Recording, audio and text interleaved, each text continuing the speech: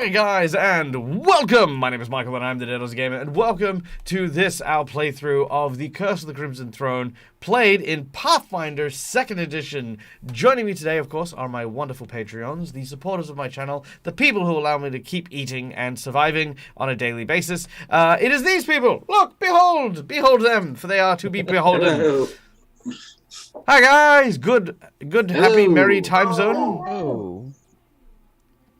How we all doing?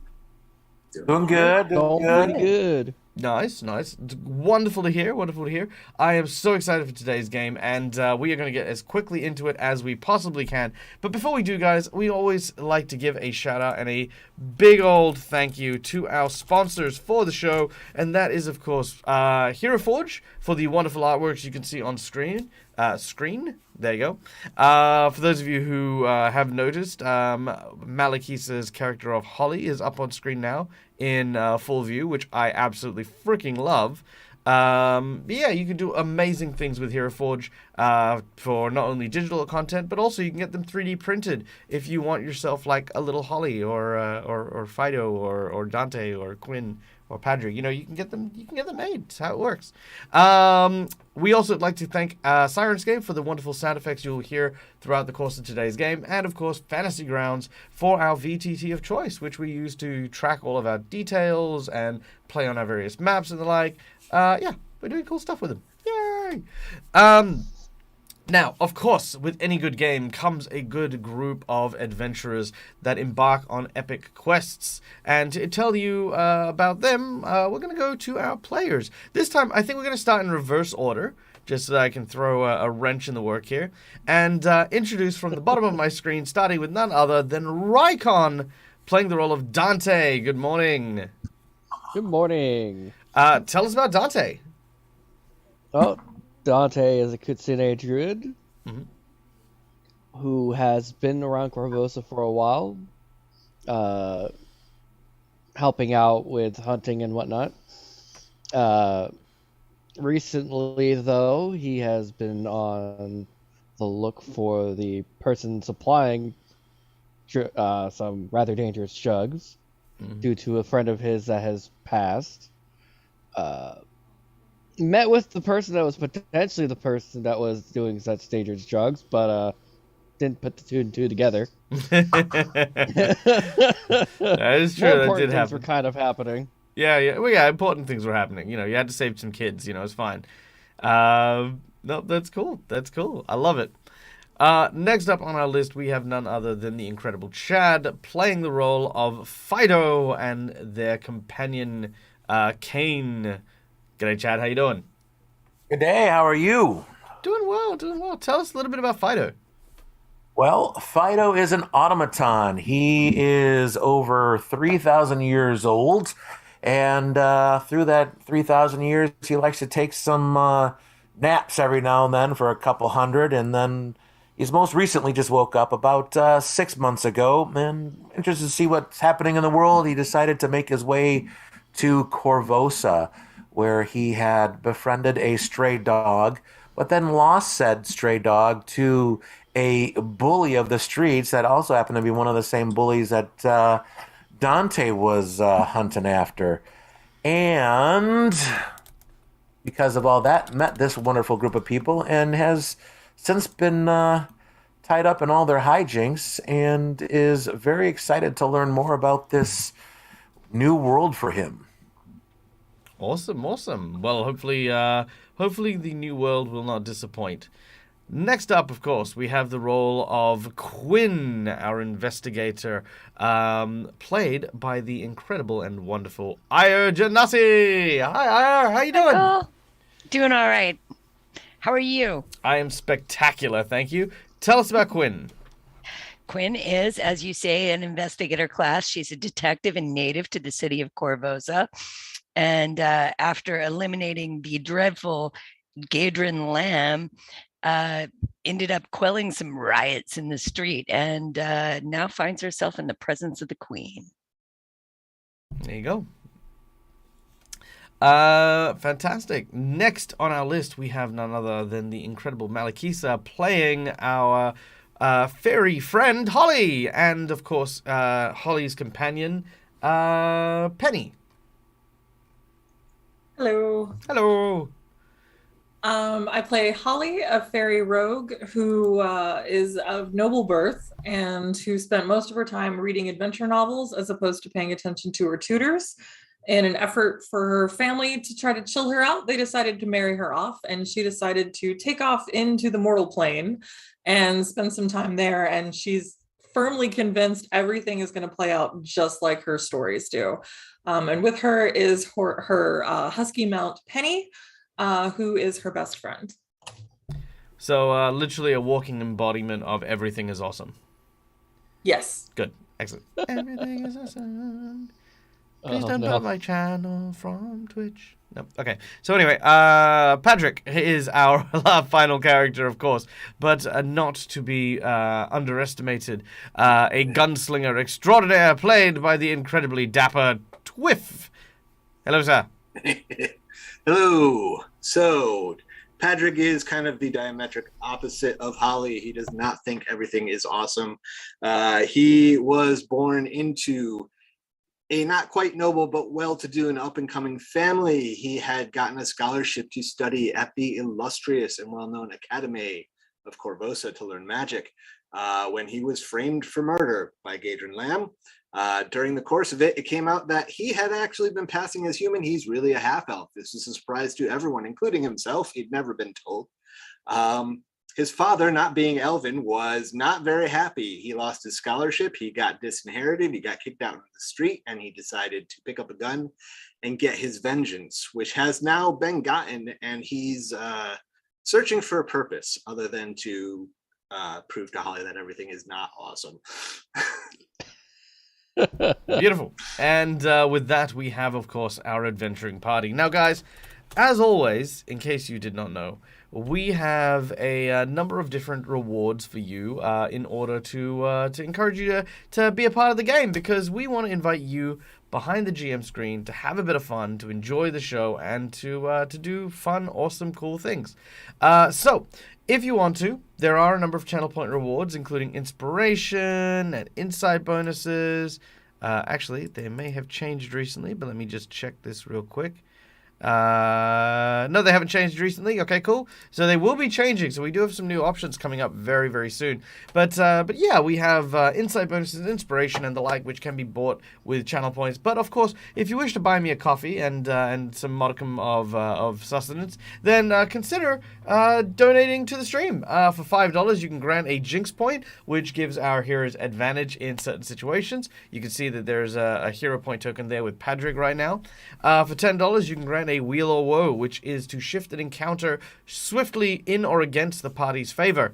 $20 will give someone the coveted Golden 20, which they can use to redeem a Natural 20. And of course, for $50, the grand old $50, you can give a boss battle a huge buff, or provide the group with a magic item. There is also a secret menu item for the big, massive cost of $100, which not only comes with my absolute love, but for this particular game, actually comes with another adage. For this particular game, there is a monster encounter that will occur in the center of town should the secret menu item be hit. This monster encounter potentially could provide our group with a rather valuable resource for the future campaign stuff, but also might wipe them out. So, I mean, there you Yeah. go. So there you Level go. 2. To be fair, that means it's probably a large dog. That's true. That's the scope of what could kill you is definitely is definitely not very high. All right. Well, without any further ado,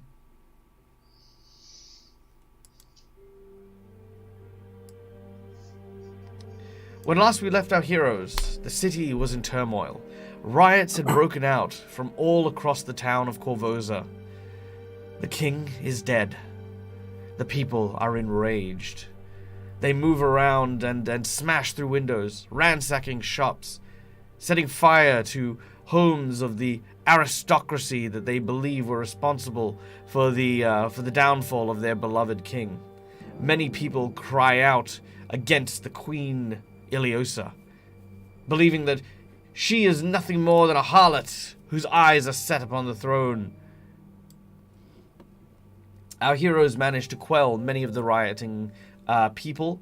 They managed to stop a battle of airborne creatures between the imps and pseudo-dragons fighting in the rafters. They even managed to battle against this large monster that dredged up from the sewers and tried to attack people that they encountered. Eventually, they made their way back to the castle. There they were turned away at the gate initially, saying that the guards had no time for visitors, and the queen had no ear to lend to people during such a tumultuous time. But when presented with a special and rare brooch that the group had found belonging to the crown, the guards immediately rushed them inside.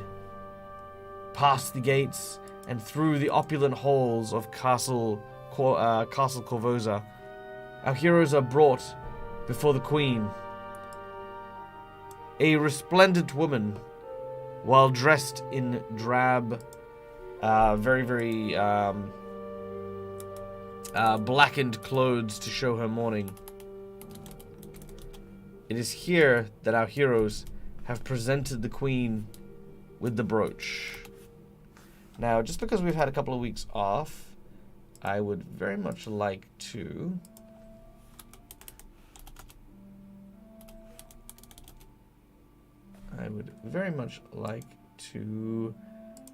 go from our conversation, if that is alright with folks. Works for me. With that. Alright, so let me just get the image of Queen Iliosa up here for you guys. Do not ask for whom the bell tolls. For it tolls for me. No. Yikes. Come on, there we go. And I'm a oh, fool. maybe I do have Queen Iliosa's image. Do I not? I apparently do not. Oh well, c'est la vie. So, once again, we begin.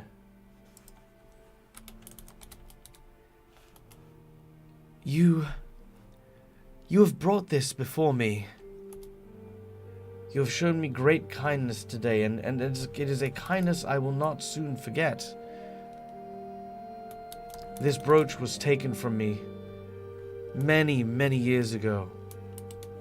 And here, in my darkest time, it is brought back by an unlikely source. I think it was supposed to be you, and the brooch was supposed to give me hope. This brings me much, much joy, and I wish that there was some way I could repay you. She gestures over to one of the servants, who brings forth what looks to be a small silver coffer filled and laden with gold. It is not much, but please, take this. Aha. Thank you, Your Majesty. You are very kind. You give me far too much praise. It is I who should be thanking you, good sir. With this, I can now focus on the future. My husband is gone, and no amount of prayer will bring him back. I will need to act and rise in his stead, and serve as a worthy successor to the throne. But to do this, no queen can stand alone. I ask you, would you help me? Would you help me bring peace to Korvosa? Of course, this is of no contingent to the reward you have already received, but I would ensure that you are well looked after. Of course we will, Your Majesty. How do you intend to bring peace? to Korvosa. Well, that is a matter to be discussed with much consideration. And right now, there are more pressing matters than the future of Korvosa. The people are suffering, and I need to do something now. Please, if you would, head to the keep. You'll find it on the eastern side of the city. There, speak with Field Marshal Cressida Croft. She's a loyal servant and captain of the Korvosan Guard. See where she would best suit your talents and skills, and help where you can. Korvosa, no. I thank you. Oh, and Your Majesty, we have a list of a few of your corrupt guards if you'd like to know which ones were on the payroll for Gadrian Lamb. You watch as she kind of gestures. I mean, it's kind of the throne room, and she as you, what are you holding out? Are you holding out like a big book or a parchment or the ledgers? That journal thing that Gadrian had that had the list. Yep. Well, it seems as though you're already doing the work of the Korvosan Guard already. One of the knights, this silver armored woman, steps forward and takes the journal from you. She appears in armor such as this. Oh yeah. There we go. And she takes the journal from you as well. Rest assured, we will look into this matter. Is there any message that you wish us to pass along to the people as we move through the city of Korvosa that you yourself cannot necessarily do right now? I mean, we will be there, so we're more than happy to do so upon your request. No. But the people should know that my heart aches for Korvosa, and I will do everything in my power to ensure peace.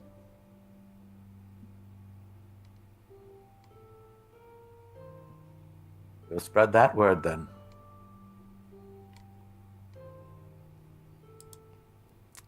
She nods and bows. I do the same in kind, Very well. though I bow deeper. It's not a contest, mate. It's fine. All right. With that, you are escorted from the throne room. You have a quick moment in the hallway to talk among yourselves as you are being led to the front entrance. I'm going to designate the queen as a lead in my on the case, following a lead chain. Mm-hmm. Very well. Dante, Hmm. you have keen insight. She On what appeared particular? distraught. She appeared distraught. But what do you think?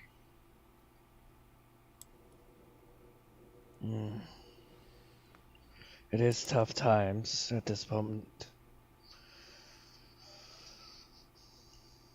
So it'd be hard to tell on what specifically they would be distraught on, besides what's happened. Well, I was just wondering whether or not it was sincere.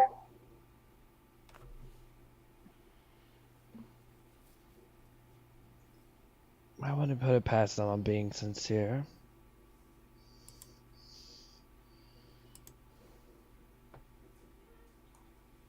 It has been some time since I've had been around mortals as much as you have recently. That sounds odd, but to me she seemed fairly sincere. But she is used to the courts and playing those games of politics, and my insights are not as sharp as they should be yet. Yeah, But you, that's a good point.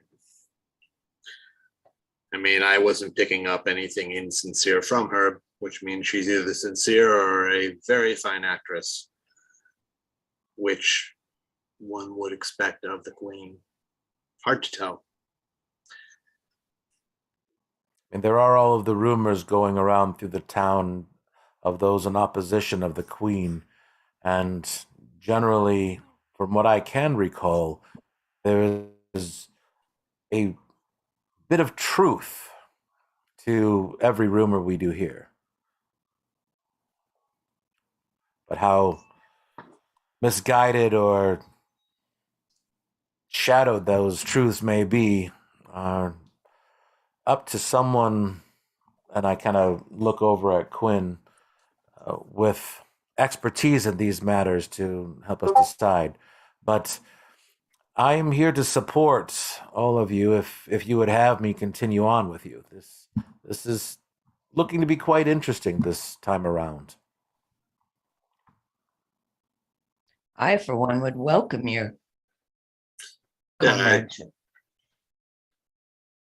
figured we were all sticking together unless someone's got somewhere better to be. I'm certainly willing to check this out and try and help. I just want to make sure that we're actually helping the people, not just helping the crown. Yes, you'll note that when the guard asked, I pledged to help the city of Korvosa and its people, not the queen. Guys, she's a queen. Of course she's going to try to do the right thing. That's what queens do. Is that what your parents did? My parents weren't kings and queens. Ah, But we know our rulers always have our best interests at heart. I don't know that I would agree with that. I would absolutely not agree with that.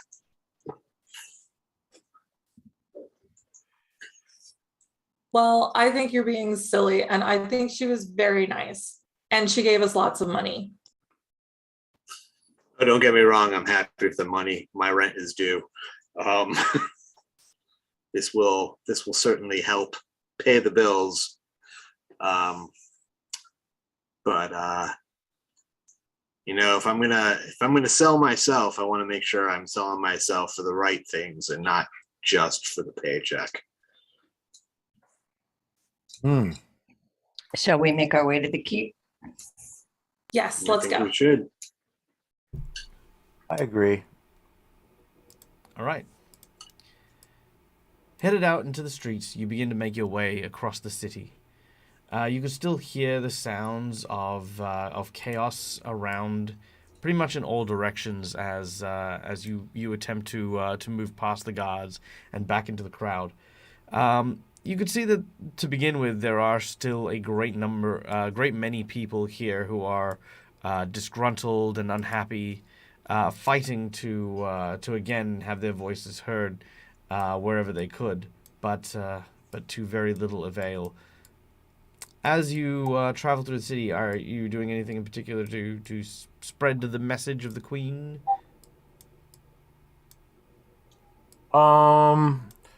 If we see folks that, we are seeing folks walking through, I will occasionally comment to someone looking particularly scared, like a family or whatever, some kind of person, whoever is looking particularly scared. I'd walk past or move up to them and whisper, "Fear not, the queen has a plan to restore peace in the city. Be strong. Be safe." stay inside. Very nice.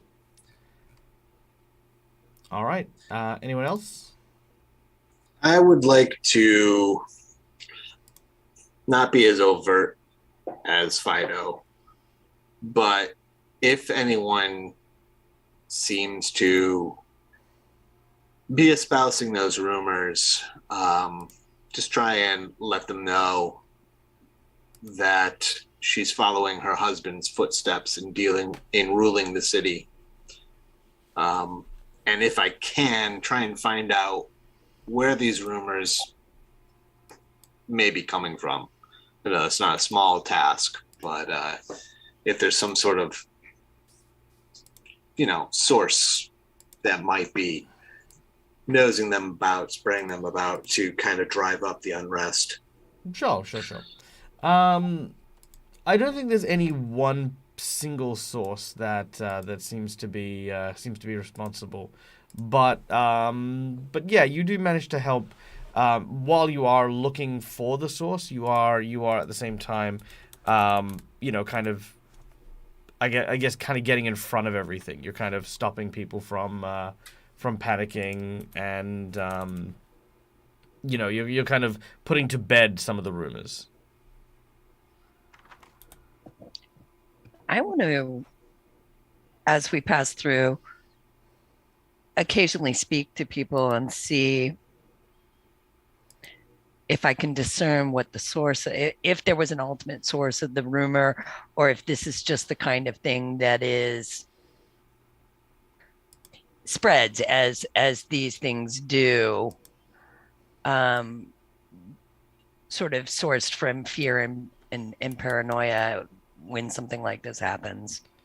No. As I previously mentioned, it's more just stuff that's just happened, bits and pieces that have kind of just exacerbated. Okay. You know what I mean? There's no actual machination, or there's no mind behind all of it working to that end, to spread the rumors. All right. Now, as you make your way. Making your way. All right, here we go.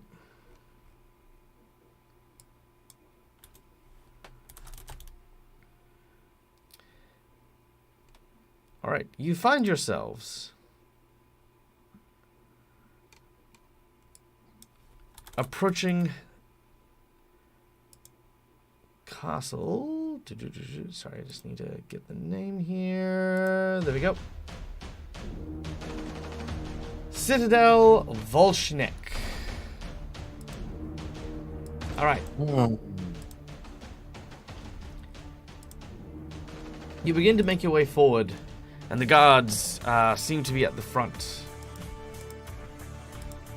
They are quite an imposing military force, wearing armors with the heraldry of Korvosa. They have swords by their sides and shield emblazoned with the symbol of the city, which is, of course, an imp and a pseudo-dragon. Hold! Who goes there? Hi, we were sent here by the Queen because we're supposed to help you guys out. The Queen? Ah, yes, we just had a messenger come by. Do you have a name of which you would like to be announced? We are the Night Court. The Night Court. Excellent. I will let Field Marshal Cressida know of your arrival. Please, come in. The portcullis opens, and you make your way within the courtyard. There you could see a number of the guards mobilizing and deploying. You can see a small courtyard where they would have otherwise trained against, kind of these dummies and the like. And you can see that a few of the individuals are coming back injured and battered from the streets. Eventually you are brought into a large room. A office that has its own standing library. And what looks to be a very busy person seated at the end of a very, very impressive looking desk, you see this woman.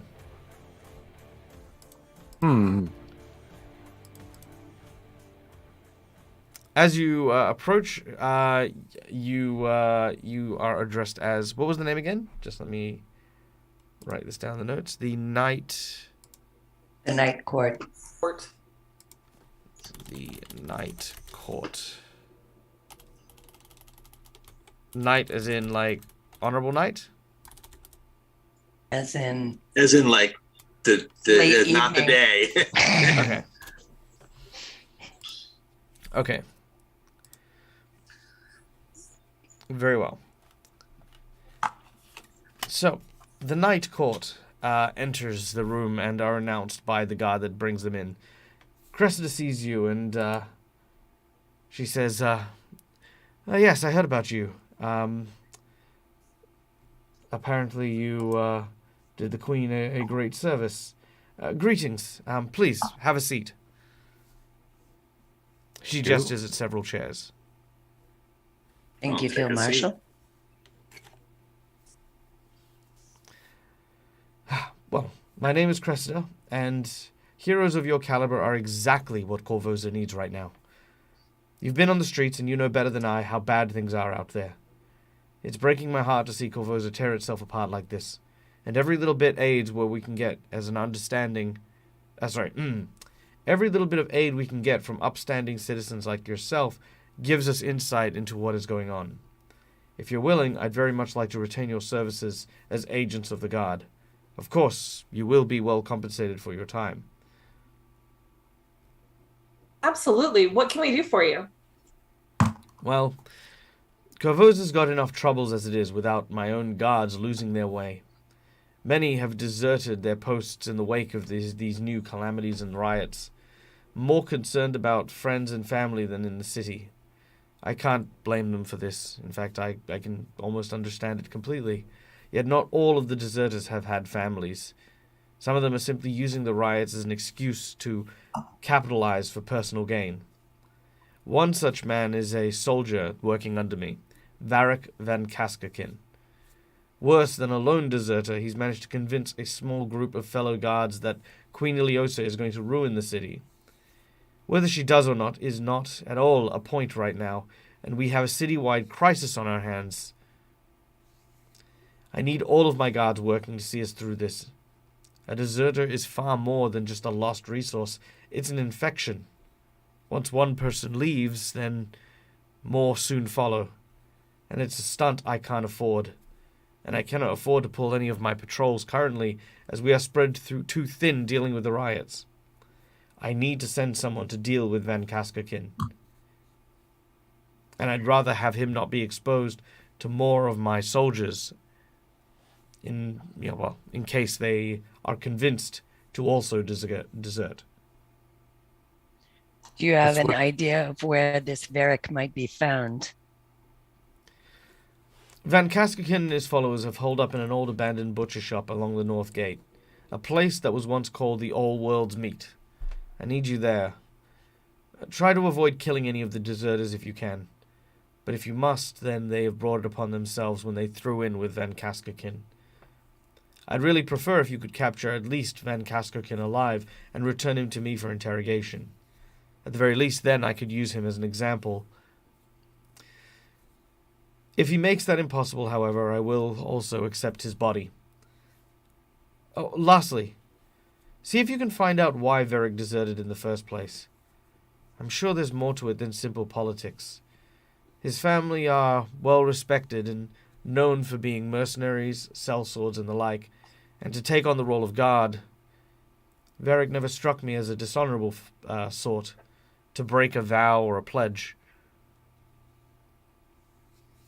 If you bring me Varric alive, there's 500 silver in it for you. Dead, he'd only be worth half that. In my experience, there are mercenaries that will go to the highest coin no matter what pledge they take. You think this could be Varric? No. As I mentioned, Varric is while Varric's family, of course, operate under this assumption, Varric himself, she kind of explains that a good mercenary is paid by someone to do a task. A bad mercenary is someone who changes his tune at the sight of more money, because it means you can't pay that person to do anything, because they could flip on a dime. So there's a certain level of honor and respect that comes from certain sellsword families, and his sellsword family is very highly reputed.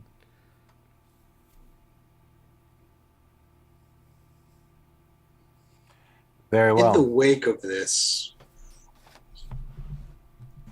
just looking for your take on it, one way or the other, do you have any ideas why all of a sudden the city has decided that the queen is not going to be anything like her husband?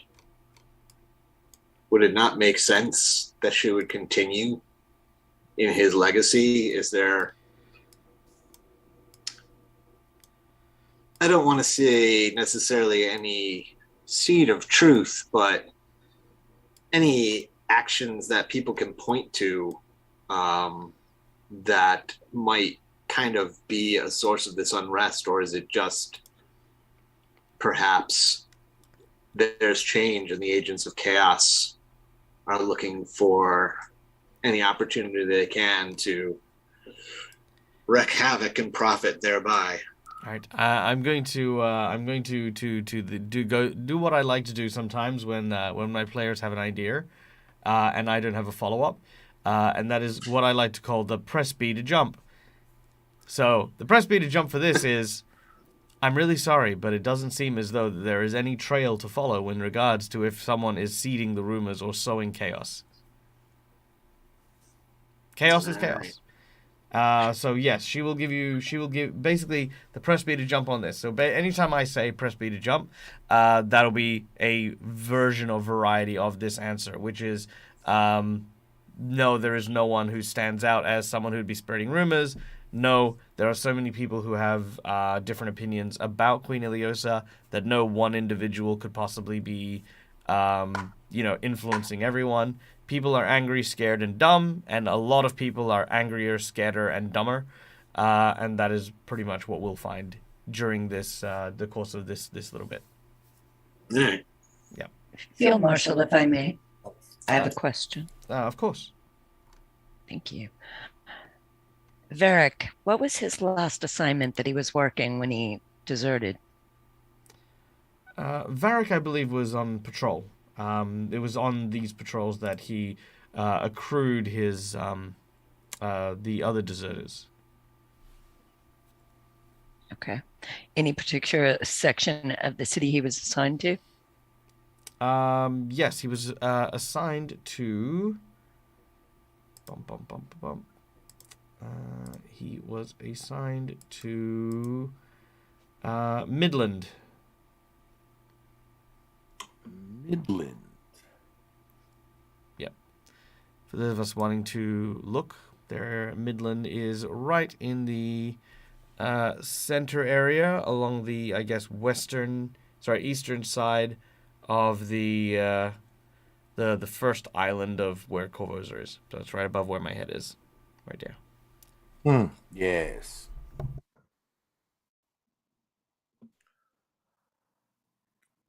All right. This is, I understand, potentially a curious question that I'm asking, but do you, or is it possible to get any leftover personal effect of Varric's? Like shirt or a boot or something of that nature? I'm unsure if he's left anything, but I'd be more than happy to have one of the men take you to his locker. Excellent. I look to Quinn. This could aid with Kane and myself in tracking him if we can get his scent. Yeah, if he turns out not to be at the location, yes, I agree. I could also help with that. Oh, Penny can help too. But obviously we should start at the old abandoned butcher shop, Old World's Meat. Of course. Field Marshal, your sense is that he is a man of principle. Could something have happened on his last assignment that made him believe that he would have been acting against his own principles to continue? That is a question for Varric, I'm afraid. Understood. I certainly hope so. Like I said, I'd known Varric for some time, and I believe him to be a good man, and this is, somewhat out of character. Right. Well, I guess we burn daylight, as they say. Should we? Well, it is nighttime. Oh, well, we burn the Starlight. midnight oil. The midnight oil. Burning the midnight oil. Nightlight. Oh. Right. All right. I think the question that we have is, how do we want to approach this? And is this a head straight there, or should we rest up before we embark on this? Possibly worth resting up. Before we leave her office, though, I'd like to know, even though I feel like it's a long shot, do I notice anything odd? All right. As an investigator, you can notice odd things. No, nothing particularly seems out of place or unusual in Cresta's office. I didn't expect anything, but I thought I'd ask. Thank you. All right. All right. Do you wish to go to the locker before you leave the castle? Yes. Yes. Don't want everyone to enter at once. Very well. The guardsman takes you and escorts you down and into the locker room. Several large iron chests seem to be held up vertically along one of these walls, and each open with a particular code. Key, an iron key. You could see that the one to Varric's locker is still hung open, and the locker is bare. However, thanks to our audience member McBluff for a plot twist card, what are the odds? There is one thing that does remain here. One thing that up until recently was considered to be not much of anything. You look inside the locker and see nothing. But you look on the back side of the door as you open it, and you can find a small picture of Varric with some of the other guards.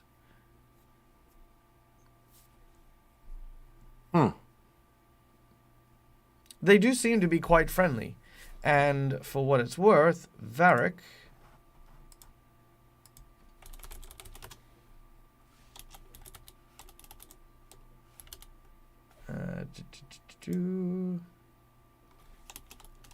Let me pull this up real quick. Varric appears thusly. Some kind of a painting type of thing?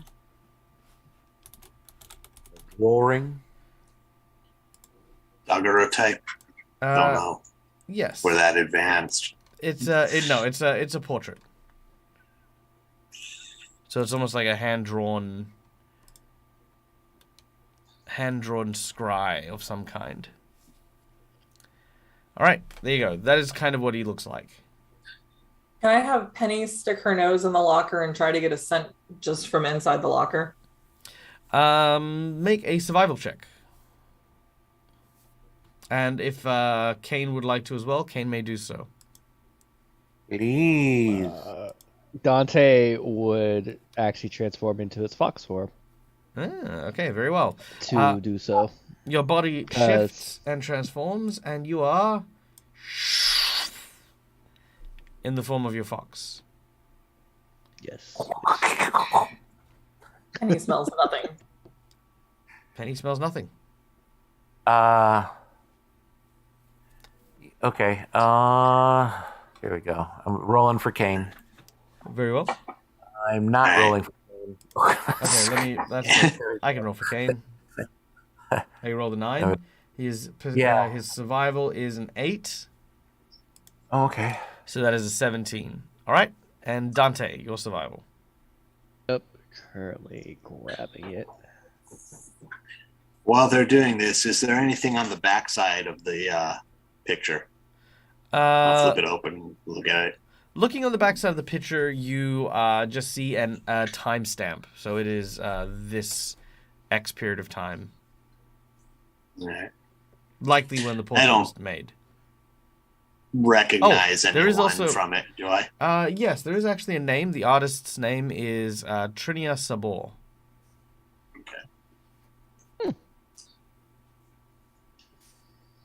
Trini Asnabo.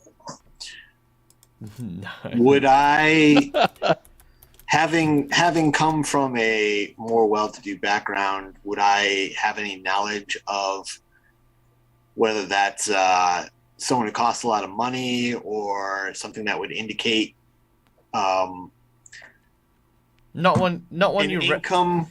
No, An not income more than no, not one you recognize at all. okay. So not anything that triggers that this cost more than a guard should have been able to pay for. No, nothing like that.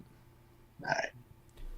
The soldier that's with us, I ask him, do you know the other people in this picture? Yes, I do, sir. Are any of them known to have been deserters as well? Yes, most of the people in this photo left with that traitor. Sergeant Van Kaskakin, in particular, was friendly with these individuals here, and he gestures at 2 individuals next to where he is. Right. The first, Is he says, is a man by the name of Mulder. And you kind of look at this very, very skinny kind of dude. And then he points at another individual, a large, muscular bloke. He says is Baldrago. did all these men serve under the sergeant? Yes, they did. No. Are any of them? Do you know if any of them have been killed during any of the fights throughout the night or the last couple of days? Unfortunately, we've been again spread a little too thin. I cannot say that I've noticed if there have been any real deaths.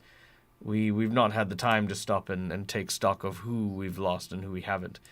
But if you're concerned that their deaths may have aroused the betrayal of the dishonorable Varric Van Kaskakin, then you would be mistaken.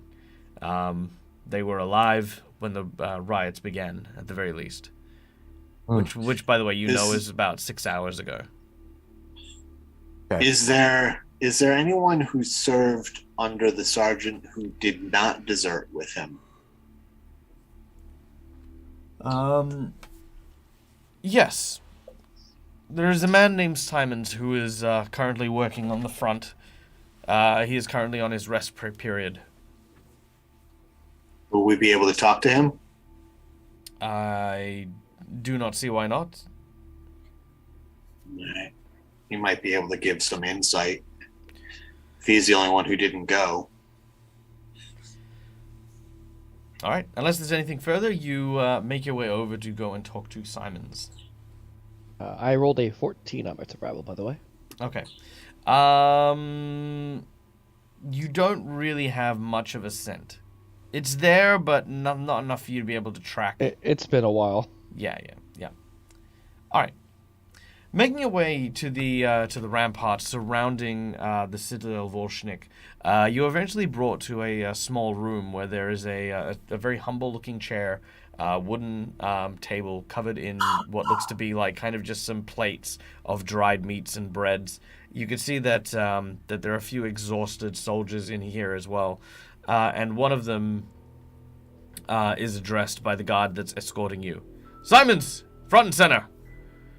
A man sort of stands up. He's, again, very, very shaky. He yawns as he steps forward and takes a deep breath before saluting. This is Private Simons. Simons, you work detail for Sergeant Van Kaskerkin. Yes, sir. These people here have questions for you regarding the desertion of your former sergeant. I understand, sir. Happy to help in any way I can.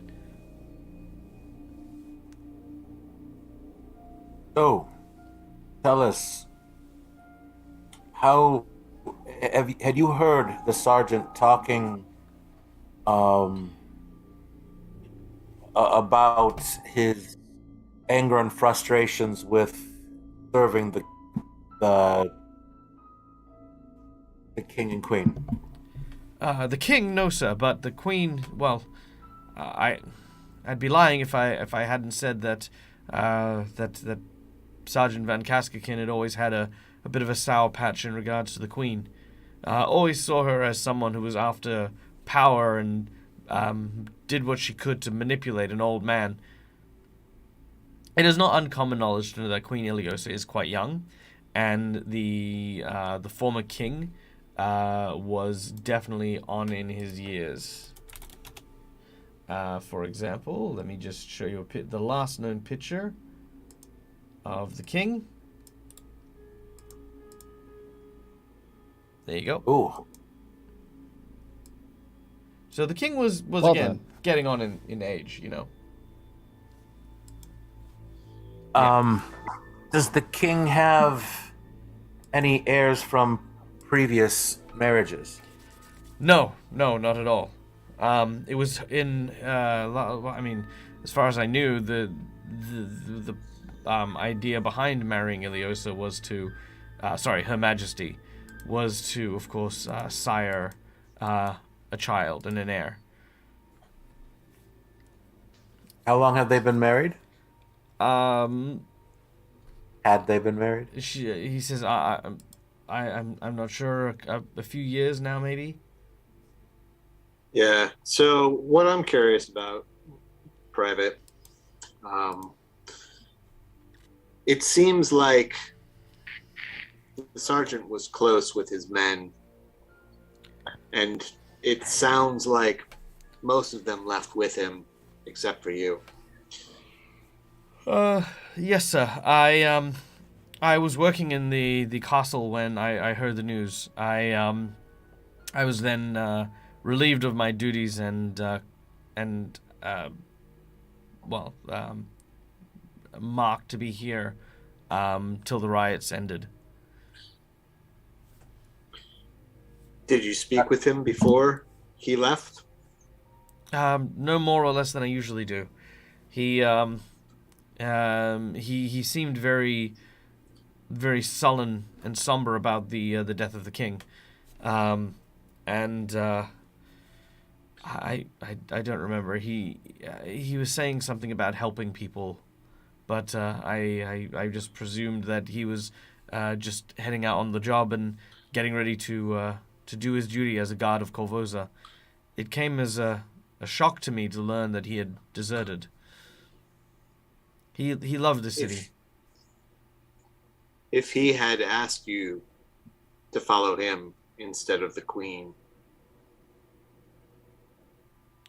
and you can be as honest or shady as you want on this, because I don't care what the answer is. I just really want the truth, and I'm not going to judge you one way or the other. But if he had asked you to go with him, would you have followed? Do you think he would be the sort of man who would only do this because he had a solid reason? You watch as the guard sort of looks down at his feet. He considers his words for a moment and then looks to one side, seeing not the captain, but like his superior officer standing by you. I'm afraid I cannot give an answer to that, sirs. It's hard to say what I would or would not have done if presented with the choice. I am loyal to the city and I am loyal to the guard, first and foremost, and there would be nothing that would make me question my loyalties. I'm sorry to put you on the spot there. I didn't realize your boss was hovering over my shoulder, staring at you when I asked that question, or I would not have posed it to you. You see the officer sort of kind of like just sort of raise an eyebrow at that. Private, do you consider Von Kaskikin an honorable man? Is he a good leader? Yes, ma'am. He was strong, loyal, and one of the most honorable people I know. Thank you, Private. Let me just rephrase my question in a way that maybe you can answer with your boss hovering over my shoulder, staring at you dead in the eyes.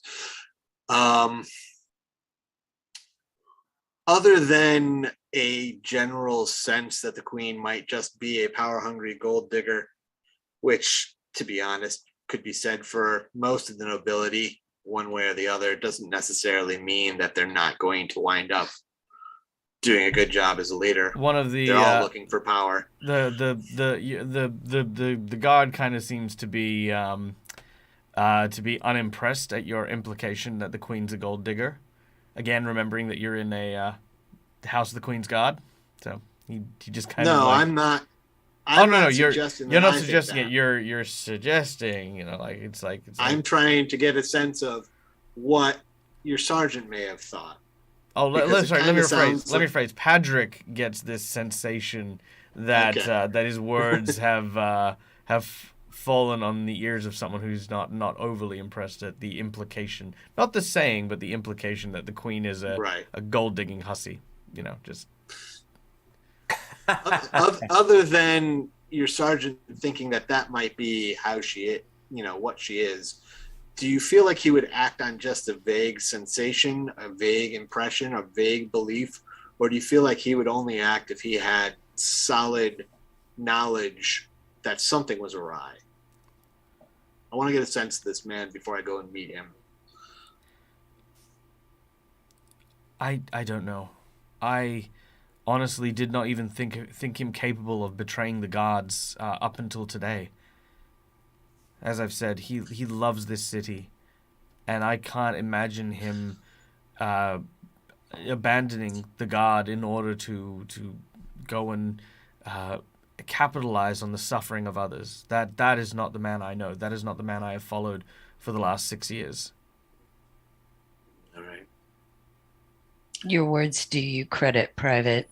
So before today, you would never have called him a man that behaves rashly or without judgment before today. Well, unless his family were involved, no.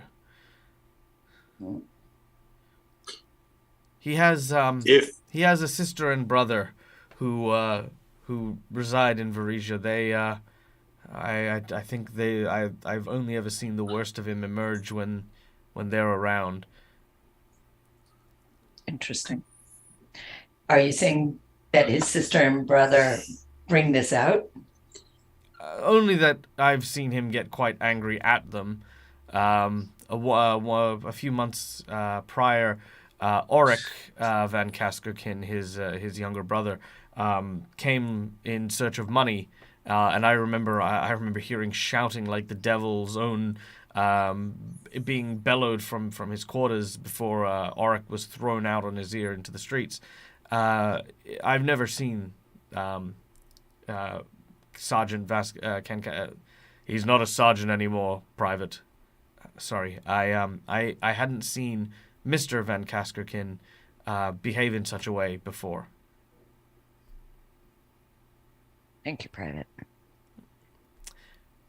All right. Now that we've reached the somewhat apex of the interrogation, I'd like to take a quick moment to thank the Mercs of Mischief who just raided in. Thank you so much, guys. Welcome to the channel. Welcome to the stream. My name is Michael. I'm the Dead Gamer, and also I saw you, Dipper. It's always good to see you, Dip. I hope you are doing well. I miss playing with you, and I miss playing with all the Mercs. Actually, I love the Mercs of Mischief. They're great. What's happening right now is the city is in peril. The city is in chaos. The king is dead and the people are rioting. Our group has been tasked by the city guards to look into a group of deserters from the city guard, led by a man by the name of Varric van Kaskakin. The group believes, the captain of the guard, Field Marshal Cressida Croft, believes that Van Kaskokin is rallying guards to his cause, causing them to abandon the guards, making it even harder to deal with what's going on. The group has been tasked with apprehending the deserters where they can, and there's 500 silver pieces in it for them if they do so. They are right now, they've checked the locker room and they have found a faint smell. They've also found a portrait of the sergeant and his patrol, many of which have, abandoned and deserted with him. One who didn't desert with him was Private Simons, who the group is talking to, and have learnt a little bit more about Varric, about the type of individual he is. All right, the scene has returned to you. If there is anything you would like to do further here. Otherwise, you may continue onwards. I have one last question for you, Simons. Yes, of course. Did Varric have any hobbies or interests? Well, I'm sure he did. He was a very private individual. But if I had to make a guess, I would say he quite enjoyed jerky and food. Very good. And who doesn't? Good man. All right. I've never had it. All right. Thank you for your time, Simons. I know those were some difficult questions to answer. And appreciate your candor. Not at all, sir. Permission to resume my my break? Very well. The private moves back to a table that he was sitting at with some other people, and sits down and begins to just chat with them a little. They're obviously asking about you and things like that. The guard that's escorting you turns and says, "Right. Well, is there anything further that you need?" I think we've gotten all that we can from here, unless anyone's got any other ideas or anything that we haven't asked about. His jerky habit. Jerky habit. Jerky hobbits. Oh, that's a new food. Yum, jerky hobbits. Jerky habit kind of makes sense why he's holed up in a butcher shop.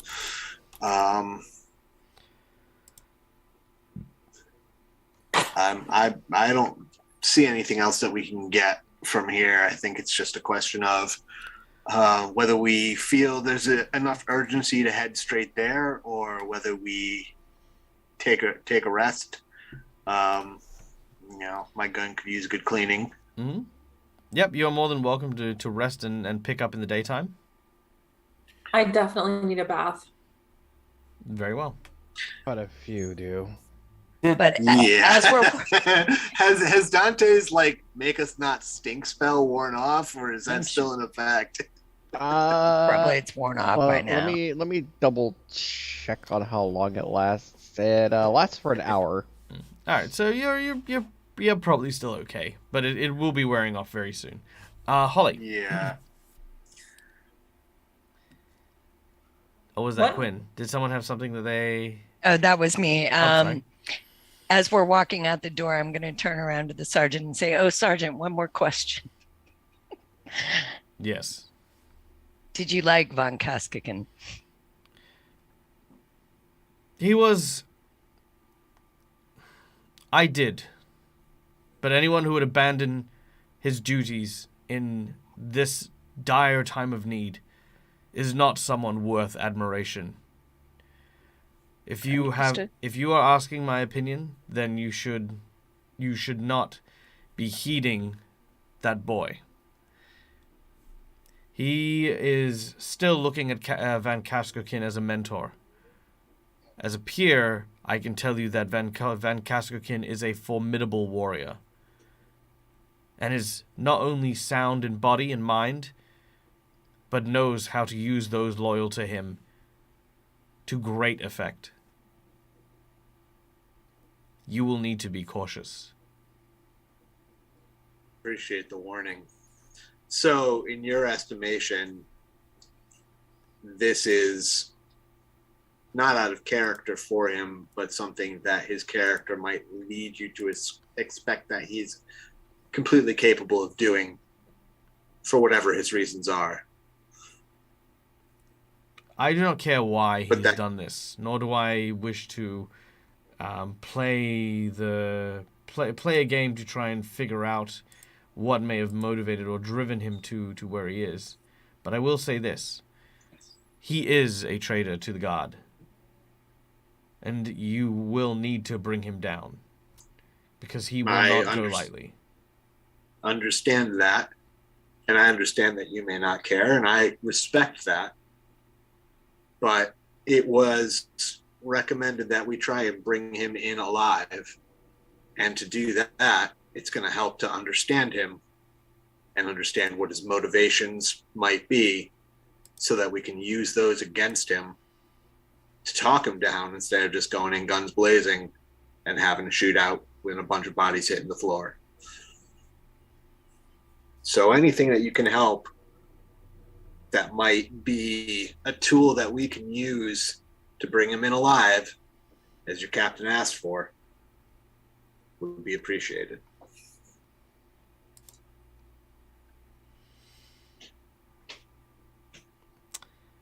He says, my point wasn't to be difficult. It is simply to point out that there may be no taking him alive unless he wishes to be. That is the man. I respect that.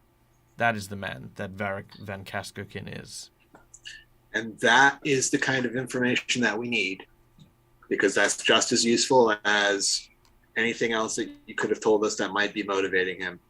I appreciate that. Again, thank you for your candor. He nods. Again, he like I said, he's not trying to be difficult. He's kind of got like resting paladin face. So resting paladin face is canon. Yes, resting paladin face is canon in my world now. So yes, more specifically, it's just very, very clear that that he does respect him, but is very much like trying not to respect him now that he knows that, hey, you betrayed us. You're not worthy of the adoration anymore. He didn't have a private residence outside of his rooms here, correct? Correct. I think I'm good. All right. You make your way back to Zalara's home, where you spend a little bit of time resting, recuperating, and bathing. You will set out in the morning to head to the All Meats Butchery, where you know Varric has set up his shop for the time. We also have a roll d6 for hero point. Just tipped $5. Thank you so much for the hero point. All right, let's roll a d6 and see who gets it. I will take the roll of 1. So if I roll a 1, it will go to me. Here we go. Let's see where it goes. 2. Patrick, you've already got 1. So we're gonna roll it again. 6. Dante. Hey.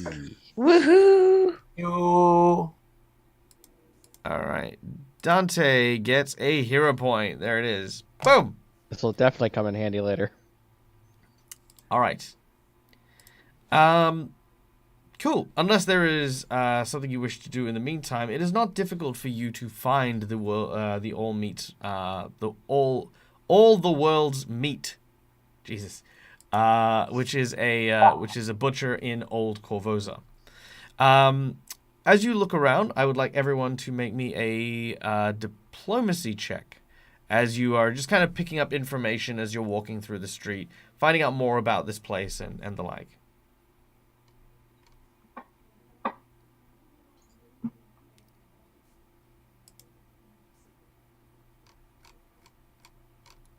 Okay, not bad, not bad.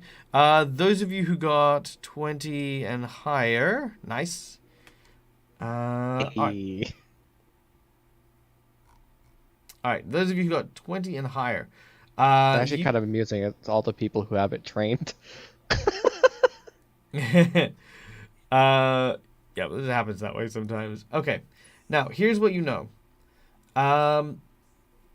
You know that the all the world's meat's previous owner was arrested for tax evasion and died in prison. His shop remained in escrow with the government for nearly a year, boarded over and empty, up until, of course, some guards had taken over and opened it once again.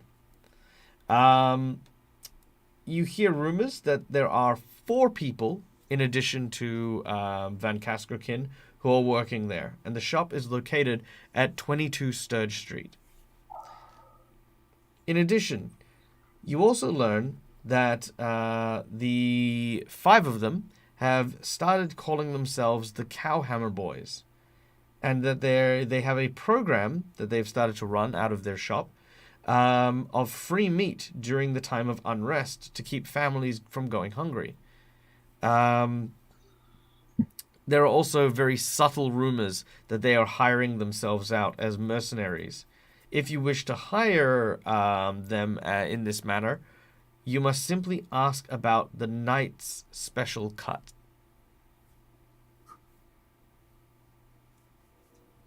So you've learned quite a bit of information there.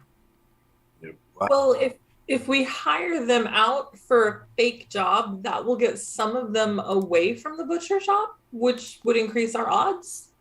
Well, that's just a way to at least get into meeting them. We've gotten in to get a discussion started with them. We know how to get talking with them. It is true. Whether we actually hire them to go do anything or not, you know. And they're certainly getting themselves in good with the people, so that any action taken against them is not going to be seen as favorable. Doesn't matter what their goals are, who they're working for, why they're doing it. If you're giving people free bacon, they're going to be on your side. Which is why we should probably try to even the odds. How do you suggest we do that, Holly? I'm not resolved to fight just yet. No. I have a certain sympathy for this guy already. We just fake hire them for something on the other side of the city, and when those guys go away, then we can start negotiations, because there'll be less of them. I don't think duplicity is the right way to start. It isn't, but it can help. It can help if you're good at it. I'm pretty good at it.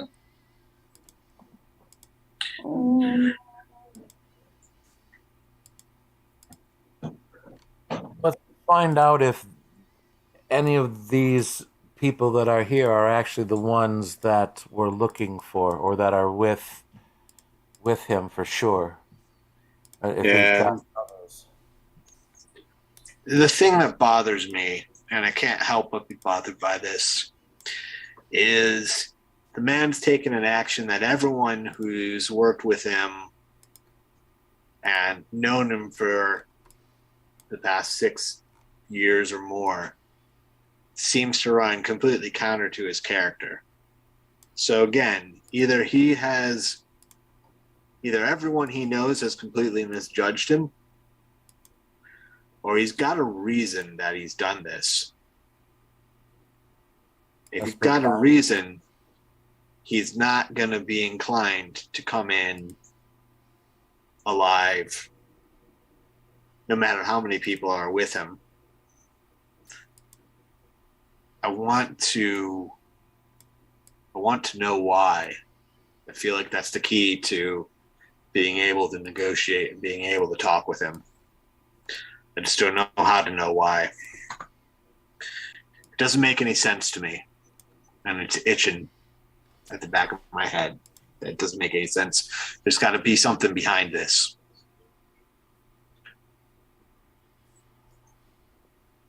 I could be wrong. He could just have said to himself, it's a time of change, it's a time of chaos. I'm going to take over a butcher shop and set up my own mercenary company.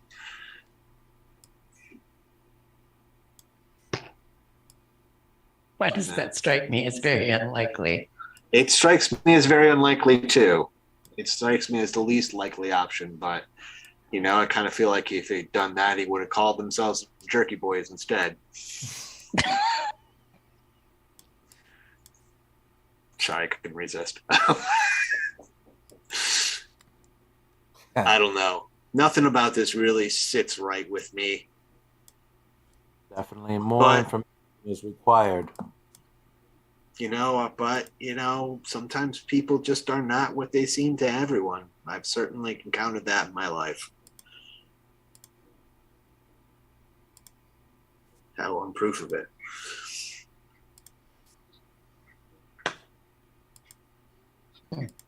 All right. So, having gathered the information, you now need to make a decision. Yep. Can I just ask one technical thing before we go too far on? Yeah. So, do you want me to tell you every time we take a rest that I am going to clean my guns? Because if I don't, they'll misfire. Or nope. Can it be an assumption? Yep. Assumption is that you prepare your guns and your equipment and stuff like that as part of your daily ritual. So in the morning, just like with clerics doing their, priestly duties and stuff like that, you would also be maintaining your weapons, and this goes for everyone as well. Just want to make sure. Yep. Nope. Always good to make sure.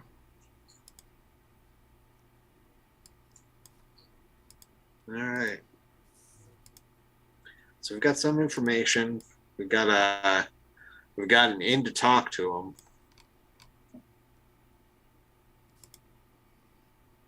Is there anything else that we want to try and find out before we go and talk to him? I don't know that there is anything else to learn without talking to him. I'm kind of that same mind, but I'm going to throw the question out there. All right.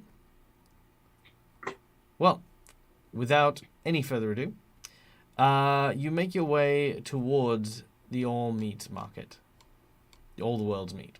That's the one. All right. And we now go to...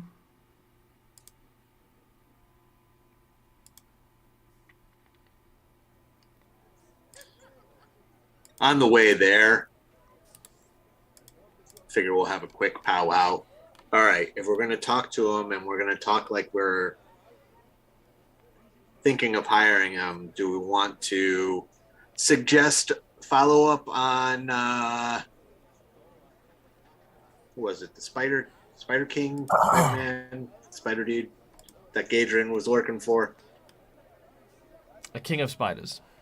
The King of Spiders, not the Spider King. So we might be able to use that as an in. If he's thinks he's helping the people, if we lead with being the people who took Gadrin Lamb down and are looking for help in tracking down the Spider King, it might be a little more open to us. We might be able to get a sense of what he's about. It's a good thought. And if he's in league with the Spider King, I will definitely. Then we shoot him. Satisfy. You know, that's why we're armed, right? We try and take him alive. But most important is that we come out standing. And if he's not, then it was unavoidable. Gadra and I was all about shooting first. This guy, I think we talk.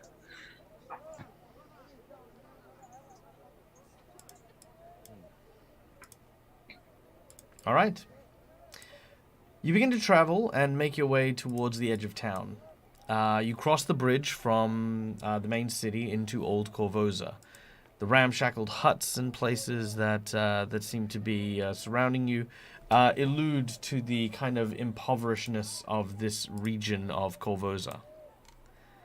Eventually, you come to the front of what looks to be a ramshackled butcher.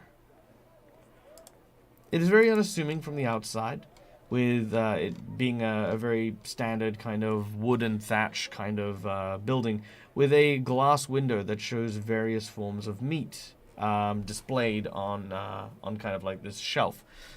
On the inside, you can see that there are two people who are working, which let me get them on the map here real quick. There you go. You guys should be able to see inside now. Yes. I have like a little triangle of. Yeah, you should. Mostly I black, cannot see anything. If you go to the top, there's just this tiny triangle. Is Dante even There on we the go. map? That's more. Yeah. Now I can see. There you go. Yeah. Basically, as you move around the window, you can see inside. Yeah, I don't even see my token, but I see your token. I see everyone except for Dante. I don't know where he's at. Holly is gonna go really, really stealthy and kind of fade back behind everyone and see if she can be unnoticed with everyone. Very easily, yes, because no one is looking out the window at you in particular. But yeah, you kind of fade away into the background. Now, at the front of the shop, you can see that there is a sign bearing the image of a fat, smiling cow hanging above the entrance.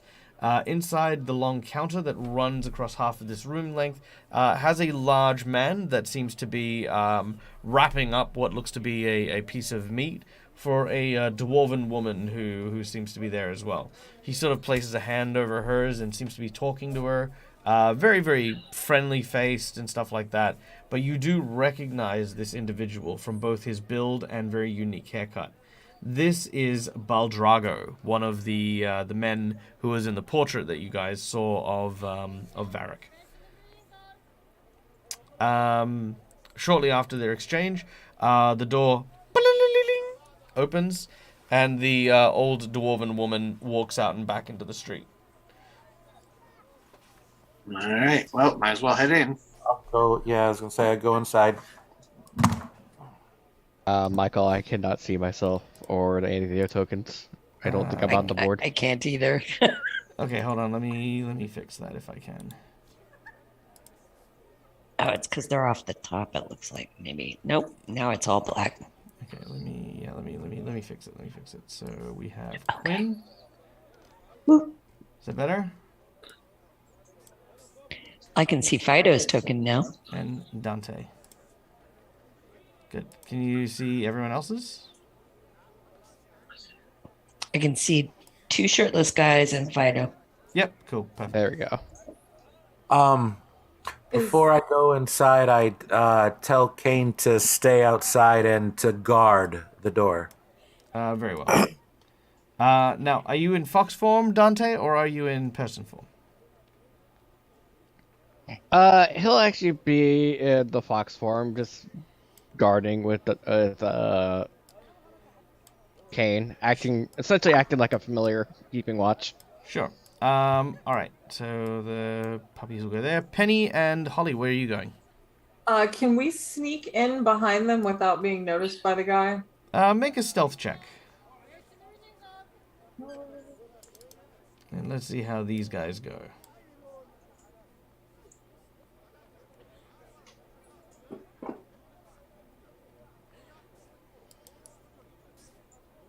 Okay, and perception of 6. Let's see how they go. Nope, they don't see you at all.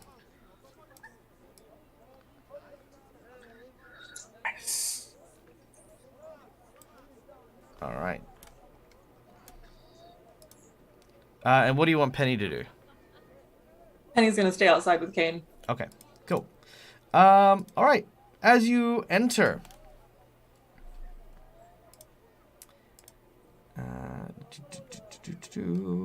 Alright. No need for street noises.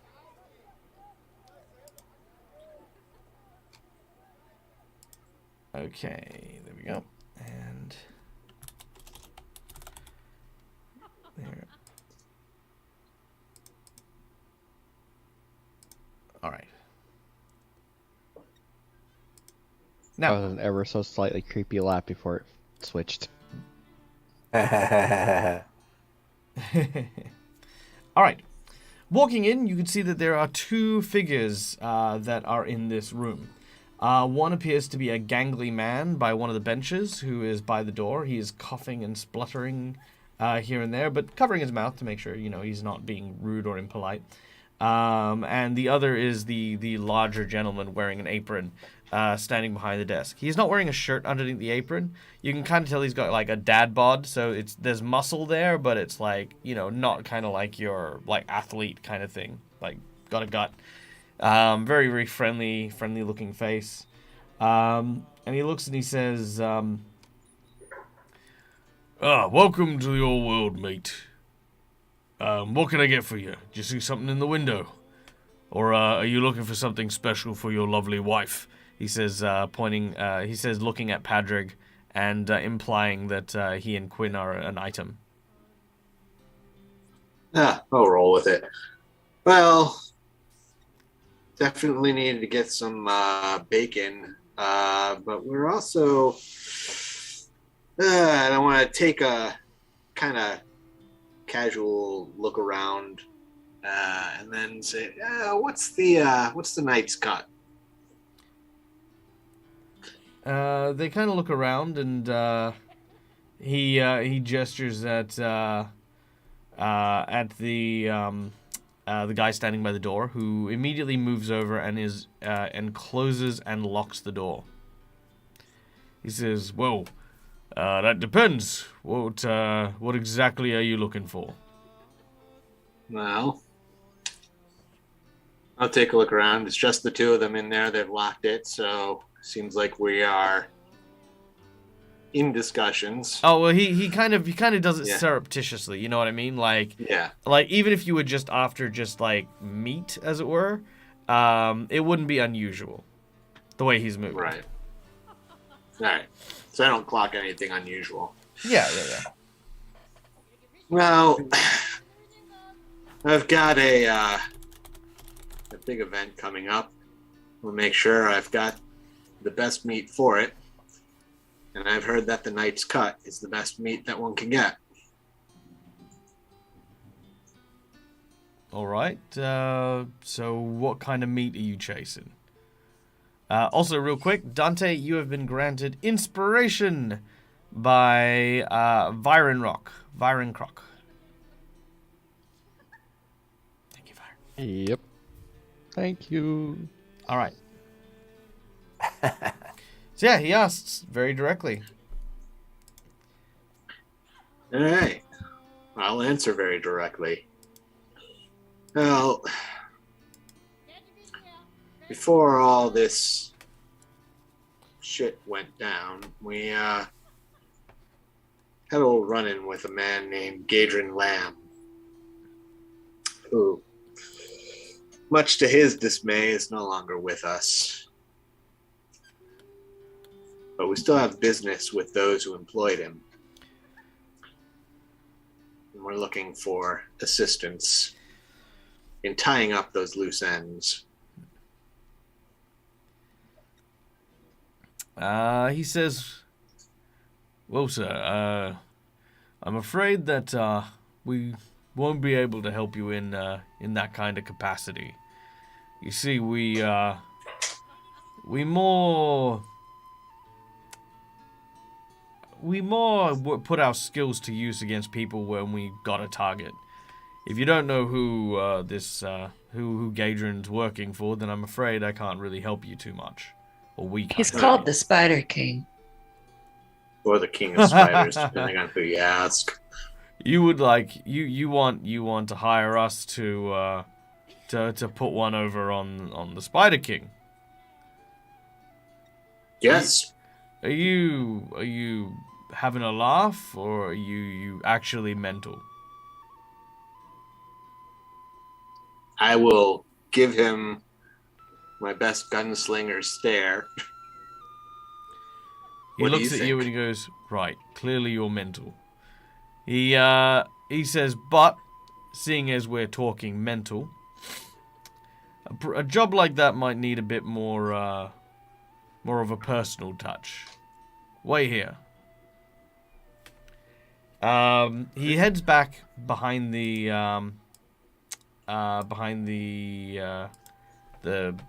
door behind the it's not a bar. What is it? It's like a bench. That's Counter? the word. A counter. Counter. Thank you. The meat counter. I hate it when that happens. Yeah. He heads behind the counter Words, and what are they? and it disappears for a short time. Anything you guys would like to do while he's gone? It'll only be like a couple of minutes. Well, Do we have any free samples? No. The skinny guy is still in the room. That's probably Muldo, right? Yeah. That is indeed Mulder. Mulder. Okay. What is it possible to do like when we first talked, or excuse me, when Patrick first asked him about the Spider King, I wanted to see if there was any difference to his expression outside of how he reacted, you know, if it was in conflict, you know, if he had any other kind of recognition or something of that nature. Yes, clearly he recognized the name. I get even sorry. yeah, even more clearly, he definitely knows enough about the Spider King to know that the request to again put the beat down on the Spider King would be the equivalent of putting the beat down on like the Godfather, as it were. It's like, hey, do you want to go beat up the Godfather? And these five guys are like, I'm sorry, what? Like, and it's like, well, if you're serious, then you need to talk with the boss, because we can't accept that job. Like, just outrightly, we can't accept it. Do you know what I mean? Yeah. Yeah. Okay. So yeah, they did start by laughing at you, but thankfully the steely-eyed gaze of Padraig has made them, you know, sort of sit there and go, okay, well, maybe, you know, maybe there is something here. Okay. Anything else from the rest of you, like in terms of what you would like to do or talk about? You can say quietly enough that Mulder won't hear. Right. Well, in whispered conference, then I'm going to recommend that I'm assuming that we had already discussed this, but reinforce that we should probably not. I don't know. Would we as regular citizens who are not working for the guard know that they used to be guardsmen, or that they're deserted guardsmen, or are we going to play it like we just heard that they're people who can help, mercenaries for hire, and feign any ignorance of their history? There's a slight chance they might know of me. I made a lot of friends among the guards for obvious reasons. All right. Do you want to take point on the negotiations? If you've got some knowledge and No, I'm just thinking I should actually slink back a little and watch. okay.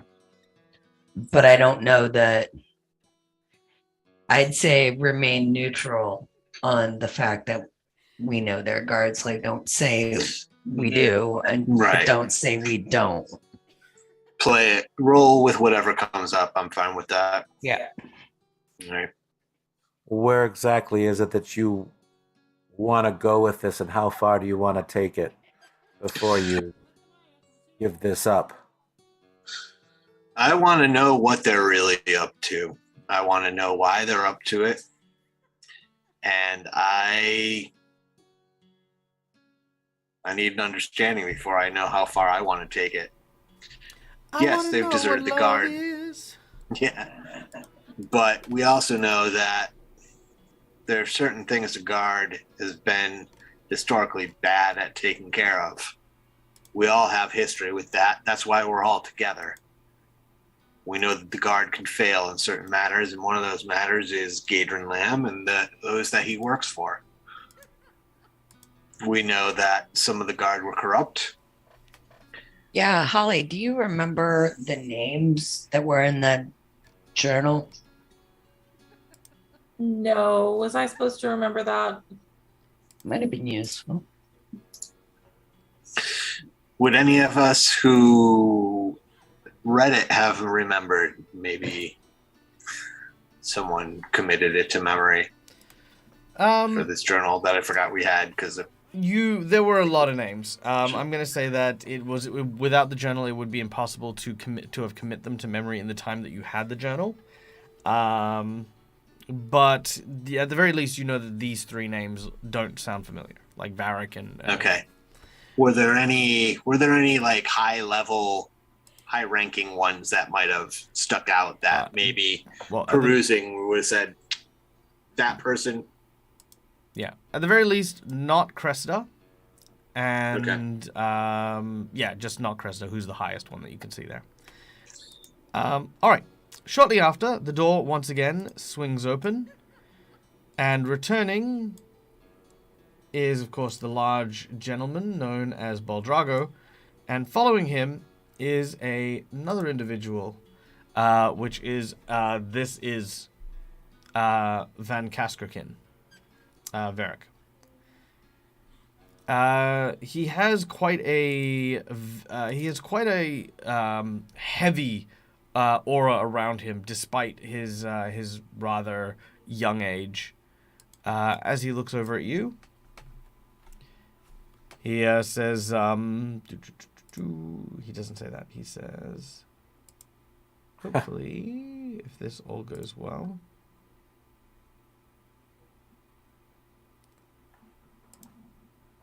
Come here, you.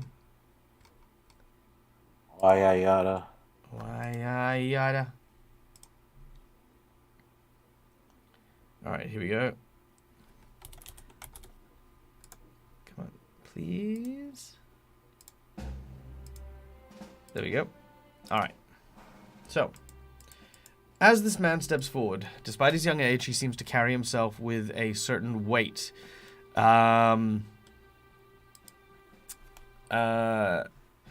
He says, "Welcome to the butcher shop. Now, my associate here tells me that there is a rather interesting proposition that you have for me and my men." That's right. If you're interested.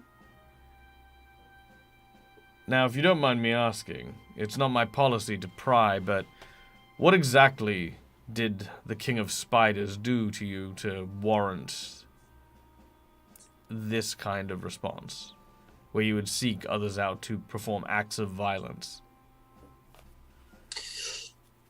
Well, me personally, myself, those of my companions have had our lives ruined by one of his lieutenants. We've taken care of that problem, but pruning the branches doesn't get rid of the roots, and they'll just keep sprouting more and more. And I don't want to see anyone ever have to go through what we had to go through. Seems to me the best way to take care of that is to get at the root. and take care of that. Make a heard bluff that. check. Okay, would that be deception? Yes, deception. All right, I'm fantastic at that. I see. Ooh, he is gonna I'm win. gonna use. Yeah, I was gonna say he's gonna win if he uses anything but a natural one. I'm gonna use my hero point and re-roll that. All right, reroll.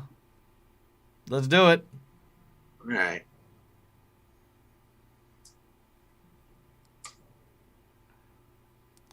That's much better. Better. All right, That's not about bad. as good as I get.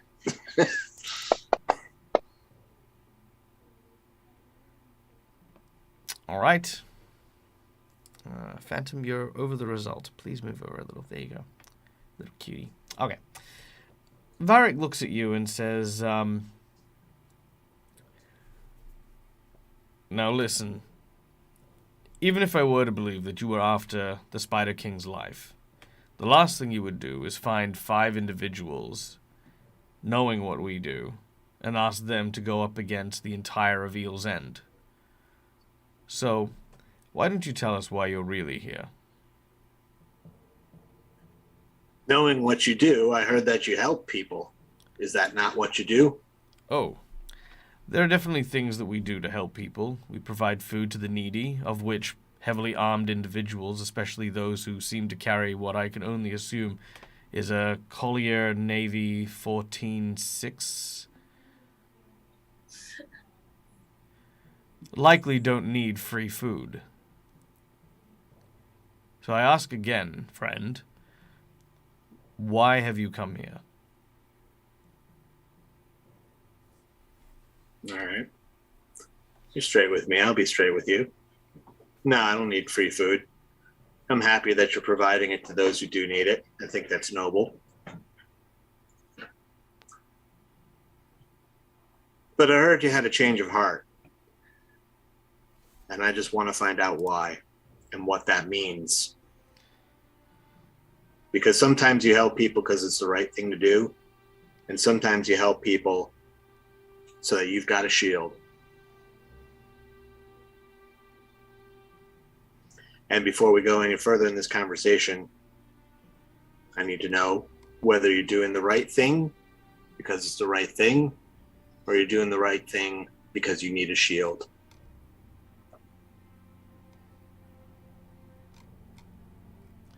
He looks at you straight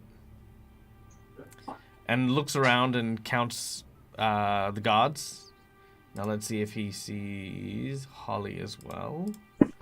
So Holly's stealth check from before was a 13. Yeah, he sees Holly. No, that was the 13 was the roll. I got a plus 10 for stealth. Oh, right. So it's a 22. Right. Yep. So 22. Yeah. So yes, he still does see you. Just.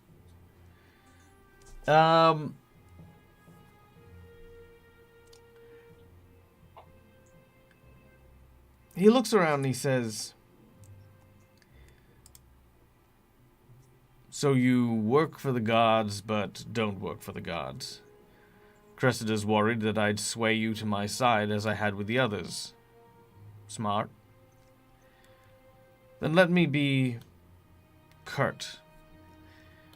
The king is dead, and the peace that was afforded to us by the king is in jeopardy. The queen's interests have always been allied with herself, and I couldn't in good conscience continue my service to the god. There are people out here who are suffering, and as a guardsman, it is not my predilection to seek out those who need to be punished, when there are people who are suffering that need to be helped. And there are no people who are suffering who needed to be helped before the king died? Of course. Because trust me, there were. And you didn't seem to have a change of heart then. So what is it about the queen that makes you think you speak overnight? You speak as though you know me, friend. I don't know you. I don't know you from anyone. Yet Yet you proclaim to understand what my duties were and how I fulfilled them prior to the events of last night.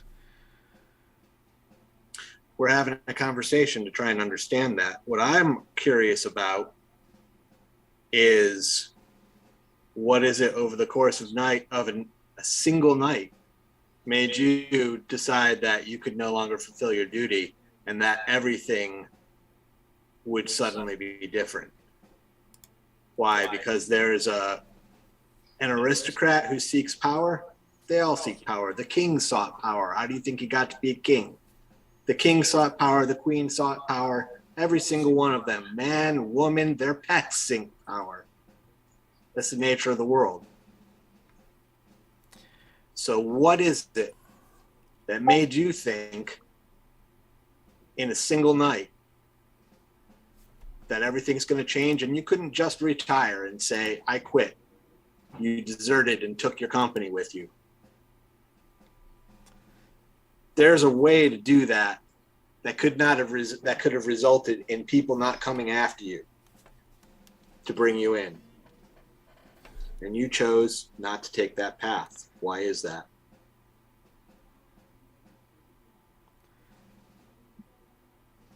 Perhaps more detailed discussion may be held in my office. Of course, a more comfortable setting. I think we could probably do that. He gestures to the other who kind of just stay behind. Varric will lead you in. Do you guys wish to let Dante in? Yes. Very well, Dante. You ask, and they because of course they're allowing you to enter. They sort of went, okay, cool, no worries. You can bring your fox in with you. All right. Now he leads you around and up a flight of stairs.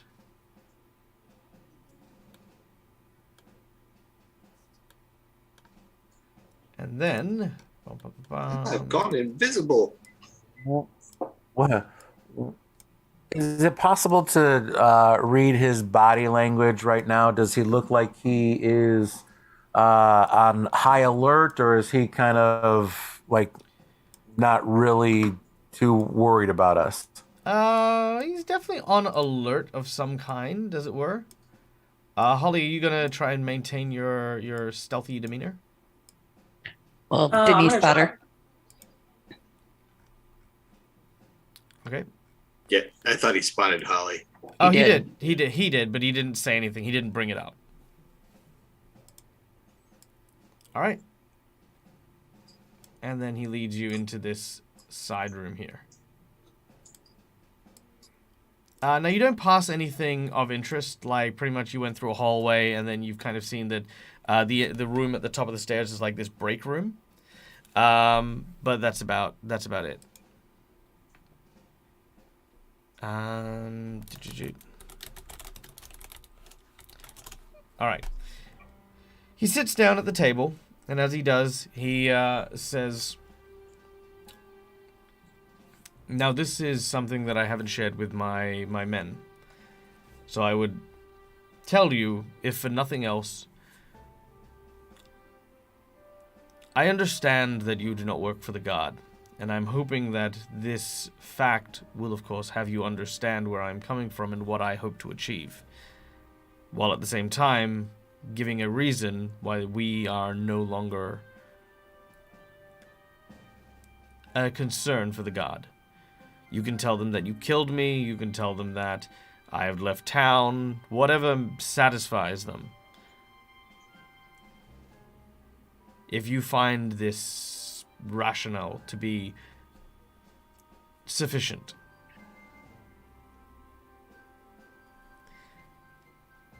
I'm listening.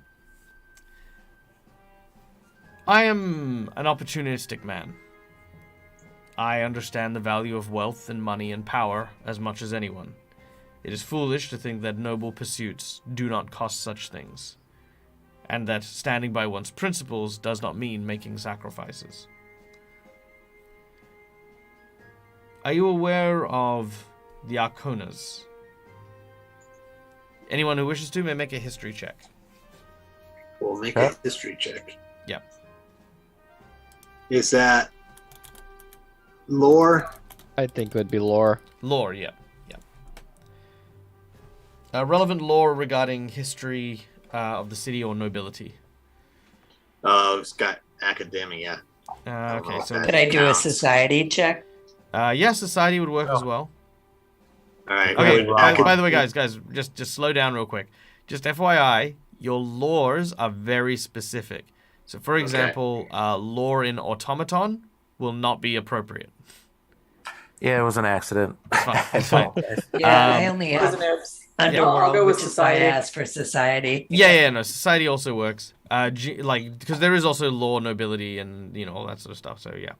All right, so society. would It's not hard. academia would academia work, or should I roll society instead? No, society. Yeah. Academia will not Okay. work. Lore. Lore is like a knowledge skill, Bandicoot. It is Right. it is basically how much your character knows about a particular topic. Society, which is good. All of you would know that the Arconas are a wealthy family in Korvosa. They have been one of the oldest families that have existed here for some time, but you know very little more than that. Padrig, you know that they have had continued wealth. And some have even said that the power that they've accrued from their wealth have made them the de facto rulers of Old Korvosa, which is, of course, the island to the north of this city proper, which is where you currently are. All right. So I will reply with, I'm aware of them, and I'm aware that they tend to answer to themselves, and while they would not admit it, they don't necessarily follow anyone but their own desires, regardless of what the crown may say about it. If Well- they could get away with setting up their own fiefdom, I'm sure they would. Yes, I'm certain that would be the case as well. Well, I was contacted by Melia Arcona, the current head of the household. A powerful, well, the daughter of the head of the household, should I say, more accurately. And she wished for a foundation to be built in order to support the people of Old Korvosa. They wished for people who could be trusted and worthy of being able to help those who were out of the attention of the gods. I was approached because I have had dealings with the Arcona before. Many of my patrols have taken me through and around Midtown and Old Korvosa alike, and I have seen the devastation that has happened over many, many years. She offered me a choice: to stay with the guard and act as an executioner to those who simply wish to express their own desires for the new politics and the change in the regime, or an opportunity to do some good and help those who are victimized by the current riots. I took some of my best guards, and we came here, where she presented us with this place in order to build a network of people who would help. Now, our prices are not unreasonable for what we offer, and we offer things only akin to protection and the like. Assassination is something that, well, is not easily rested on the tongue, but when you speak of the Spider King, of course, then you are talking about something worth getting rid of. Now, as I said, I knew immediately because armed individuals don't come into a shop looking for thugs to do their work for them. But there have been other people out there who have asked for us to look after their shops, to protect their homes, and we have done so happily. Any resources that the Arconis have provided beyond the shop itself has been procuring livestock and the like so that we may provide food for the people who need it at reasonable prices, as well as ensure that people who do not have the money or means to provide for themselves or have been displaced by the riots are looked after and are able to eat. it was a far better offer that the Arconus has made than staying and remaining with the guards. The Arconuses did not ask you for anything else. As of yet, they only insisted that I bring several specific guards with me, of which they are all here. Men and women who I've worked with before, and who I trust. What is the likelihood that Melia Arcona would have secured other guards for her assassinations? None. All the guards here have been told expressly that our acts of violence are only to defend the people of Korvosa. We do not go out and rough people up like some common street thugs.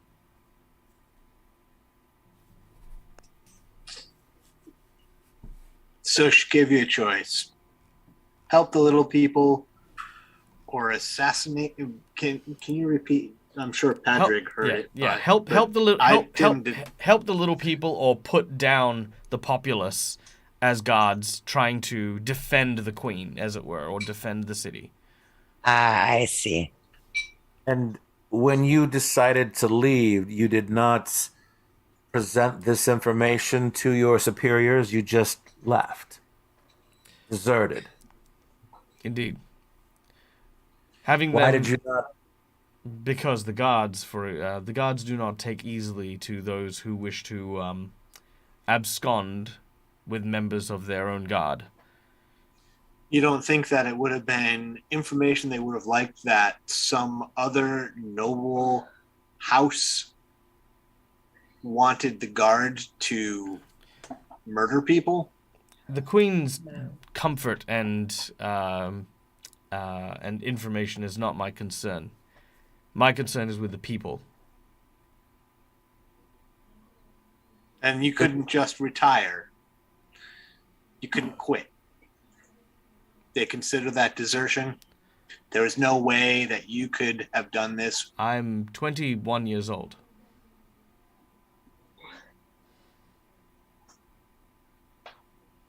Yeah, people don't quit the guard. People don't quit the guard en masse and follow that person elsewhere. I appreciate the sentiment, but it is naive to think that they would simply turn a blind eye to that. Odd Bandicoot gives an insight bonus. What he is implying is that if a contingent, especially a patrolled contingent of the guard, suddenly deserts simultaneously or quits simultaneously, that they could present themselves as a gang or a war band or a bandit group, etc., etc., etc. It's or a mercenary group or sell swords, which is pretty much exactly what's happened. And the guards put those things down quietly, very quickly. Understood. It's kind of very common practice. You get the impression here that that Van Kaskerkin had to make a choice as to who he wanted to stand with, and he wanted to stand with the people. The trouble is obviously the people were rioting, so he didn't want to do that either. What a time! Yeah, so he didn't want to do that either. Yeah. A noble came up and basically made this offer. He accepted. He even, actually, with the insight bonus as well, I will even give that he even presents and shows on the table a very unique looking dagger that was a sign of their, basically a sign of trust from the noble house. He says, if you want, because, and he explains that that he was actually approached a while ago to do exactly this, and it was only now that with the king dead and stuff like that he decided, okay, I'm going to take them up on the offer, right? People have seen Varric with this knife. This dagger is very characterized of him. If you were to present the gods with this dagger, they would presume I was dead, or they would treat it akin to my body, as I would never have parted with it. I was going to ask, well, because they asked for you warm or cold. If this will serve as you cold, we can give that a try. Be aware, Field Marshal Kraft knows of this location. Yep, I was, thank you for that, Gwen. I was going to bring that up. You guys are going to have to move. They know you're here. He You can't stay here and not be found, he nods. regardless of what we come back with. He says, very well. Then as soon as we are done here, then we will make preparations to change our location. I didn't catch your names. I'm Quinn. Patrick. Excellent. Dante is just acting like a familiar. Oh yeah. Dante's a fox. Dante's a fox. I scratched And- Dante between the ears. Yeah, and Holly's I think still. I think that I'm still stealth. Yeah, still yeah, and Fighter's just oh, it's a robot. Never mind. Okay. So as he says this, he says, I'm sure you can find your way out as well. Yes, I have to start packing up. So yes, show yourselves out, and thank you for what it's worth for understanding. Look, May I we ask all one know. last question? You may. What can you tell us more about the Arconis family who hired you to do this? Only that they have made much wealth in their trade, and some say that the family itself were responsible for building the foundations of the city itself. Beyond that, What is their trade? spices, jewelry, gemstones, an assortment of Mercantile. things. Let's see. They come from Vudra. They have strong ties to there and do regular trade. Exotic imports. So spices, silks, that kind of thing. And they are viewed as heroes from much of old Korvosa's lower class and as troublemakers from the rest of the city. All right. All right. Well, So, yeah, just imparting, Patrick's going to say, I'm trusting, based on everything that I've heard about you, and albeit a short conversation with you, that you're doing this because you think it's right. If it turns out that's not the case, I will be back. I too want to make sure that the people in this city who deserve to be protected are. And it seems like that's what you've got in mind. So we'll take the dagger. We will take a little bit of time before we head back.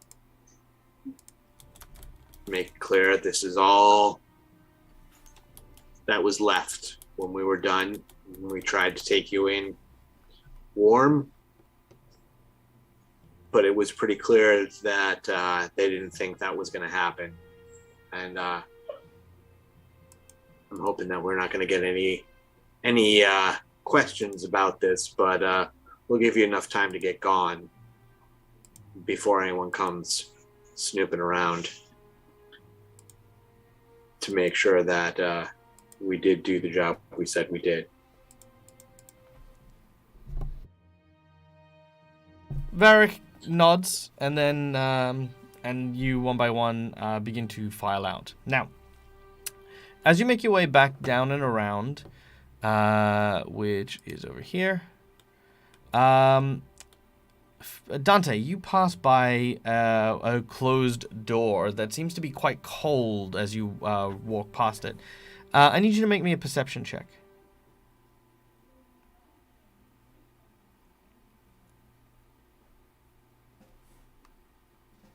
Oh. No, that's okay.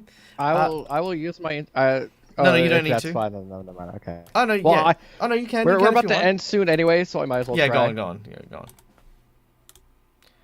Inspiration. Oh, Wow. All right. Well, it actually gives you the next thing. So, as you walk past the door, you catch a whiff of something. There's a smell. It's meat. Clearly, right? Meat from a slaughterhouse, partially frozen. But there's something else, like a strange twinge in the meat as well.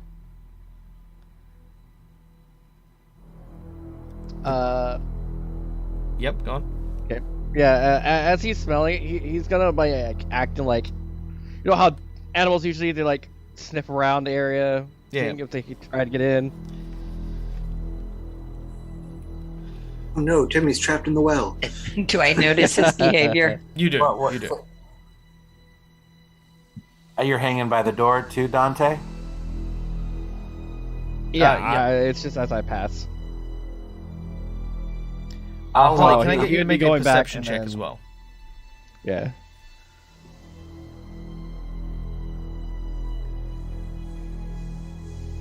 Holly, you said? Yeah, Holly. Yep.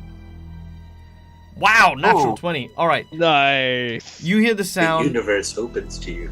You hear the sounds of two people coming up behind you very quickly.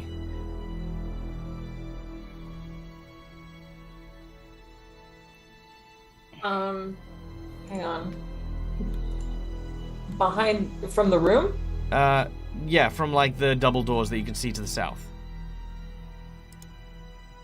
I kind of lean over and pull on Quinn's jacket to try to get her to turn around.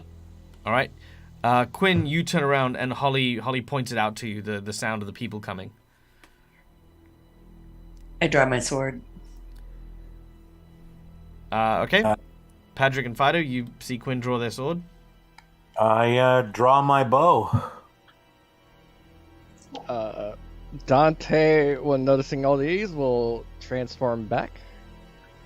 Am I in the room with the guys that were still in the front, and do they look like they are hostile or know what's going on? They don't look hostile at all. All right. I would like to be wrong, but I'd rather be ready.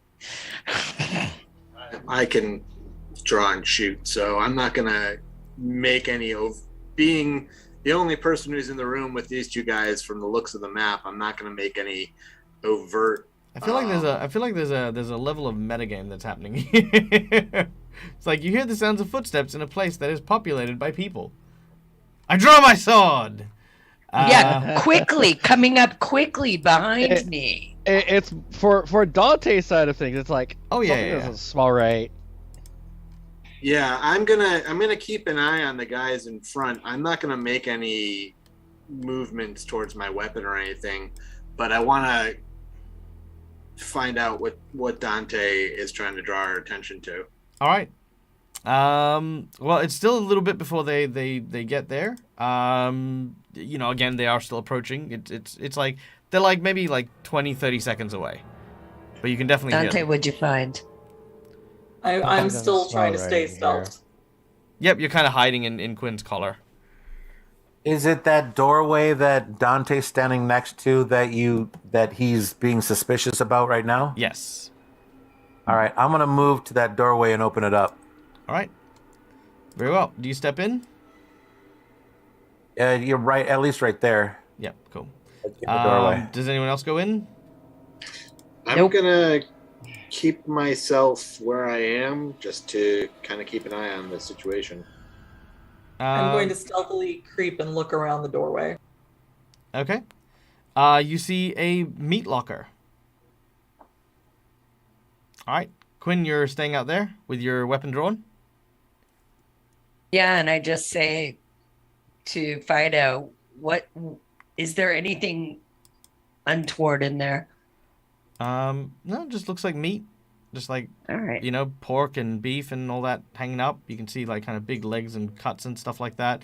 As two figures suddenly emerge from the... He's gonna, as they're coming through, he's gonna carefully close this door behind us.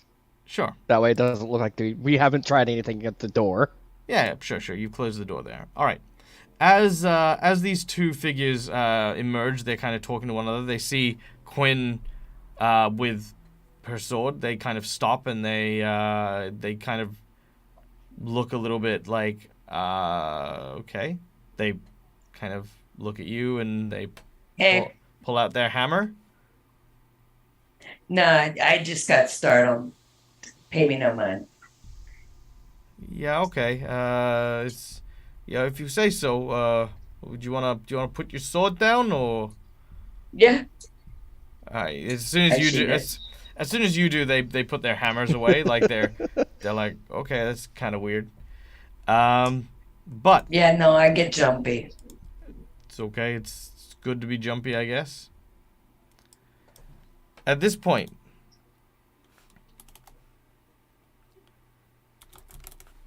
Dante and Fido, I need you both to make perception checks. Yep. Perception? Yep. Perception. Ooh. Oh, hell yeah. Nice. A dirty 20 and a nat 20. That'll do it. Nice. Okay. Been saving the rolls up for this, guys. That's it. This is what it's all been led down to. Yep. All right. Here we go. And just give me a few seconds to get this chewed up. And 1,000, 2 1,000, 3 1,000. there it is. Wait, there's things being chewed? All right. Ew.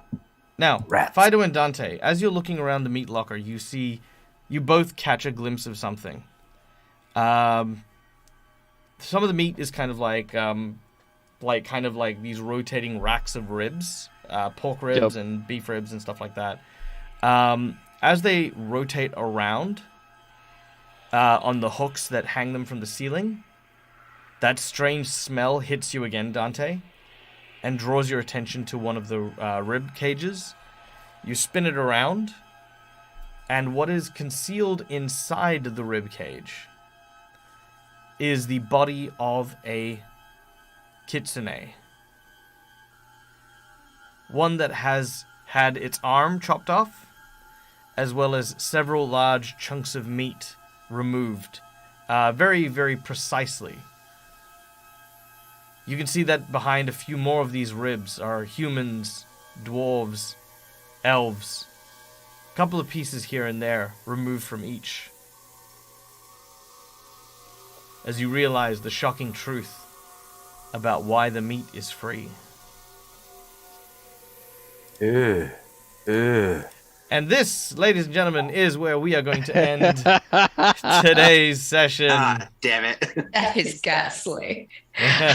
It's a good cliffhang spot. Oh man, it's grisly as hell. Sorry, we did really go. wanted to believe him.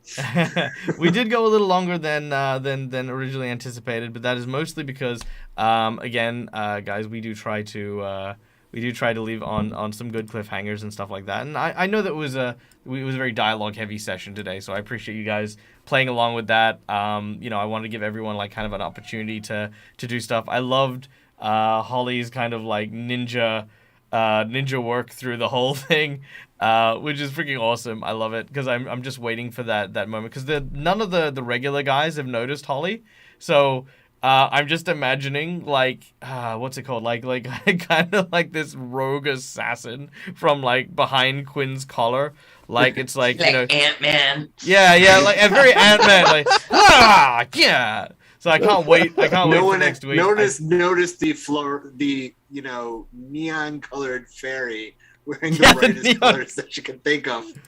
Yes. No, it'll. I'm super good at hiding my wings. Oh yeah, absolutely. They just kind of like the origami. They just sort of, and they just fold away. Awesome. All right, guys. Well, Guns on your back. Well, thank you so much for joining us. I hope that you guys had a wonderful time. I know I absolutely did. We are now going to go and send on and pass the love to our friends over at D20 Deathmatch because we love people. Wait. What are we waiting for? Oh, Lou Buffin! Lou Buffin! Hi, Lou! Oh boy. Welcome in! What a Oh, waste welcome timing. in with our Hey. with a raiding party. Guys, real quick, My name's Michael. I'm the Dead Aussie Gamer. We are just wrapping up for the day, but guys, if you have not checked them out, check out Lou Buffin. Lou Buffin is a wonderful friend of the channel who does amazing work out of South Australia. One of our great and amazing friends. Yeah, we're raid passing on. But guys, stick around for the raid because we're gonna go raid D20 Deathmatch, which is a good friend of ours who runs D&D PvP stuff. So that's freaking awesome. In addition, follow the channel because if you raid with us, you'll earn channel points which you can use to influence any of my D&D games. So even my big celebrity ones that I run here, yeah, you can mess around. You can give people hero points. A bunch of cool stuff, and if you save up enough points, you can even drop wandering bosses on people. So there you go. Cool. Thank you so much. Thank you for coming. Thank you for enjoying the show. Thank you to my wonderful players. Thank you to our sponsors, Hero Forge, for the wonderful artwork, Fantasy Grounds for our VTT of choice, and Sirenscape for the sweet, sweet tunes that you heard. Till we meet again, as always, from us to you, game hard or die trying. Bye, everyone. Bye. Bye. Farewell, farewell. Another raid.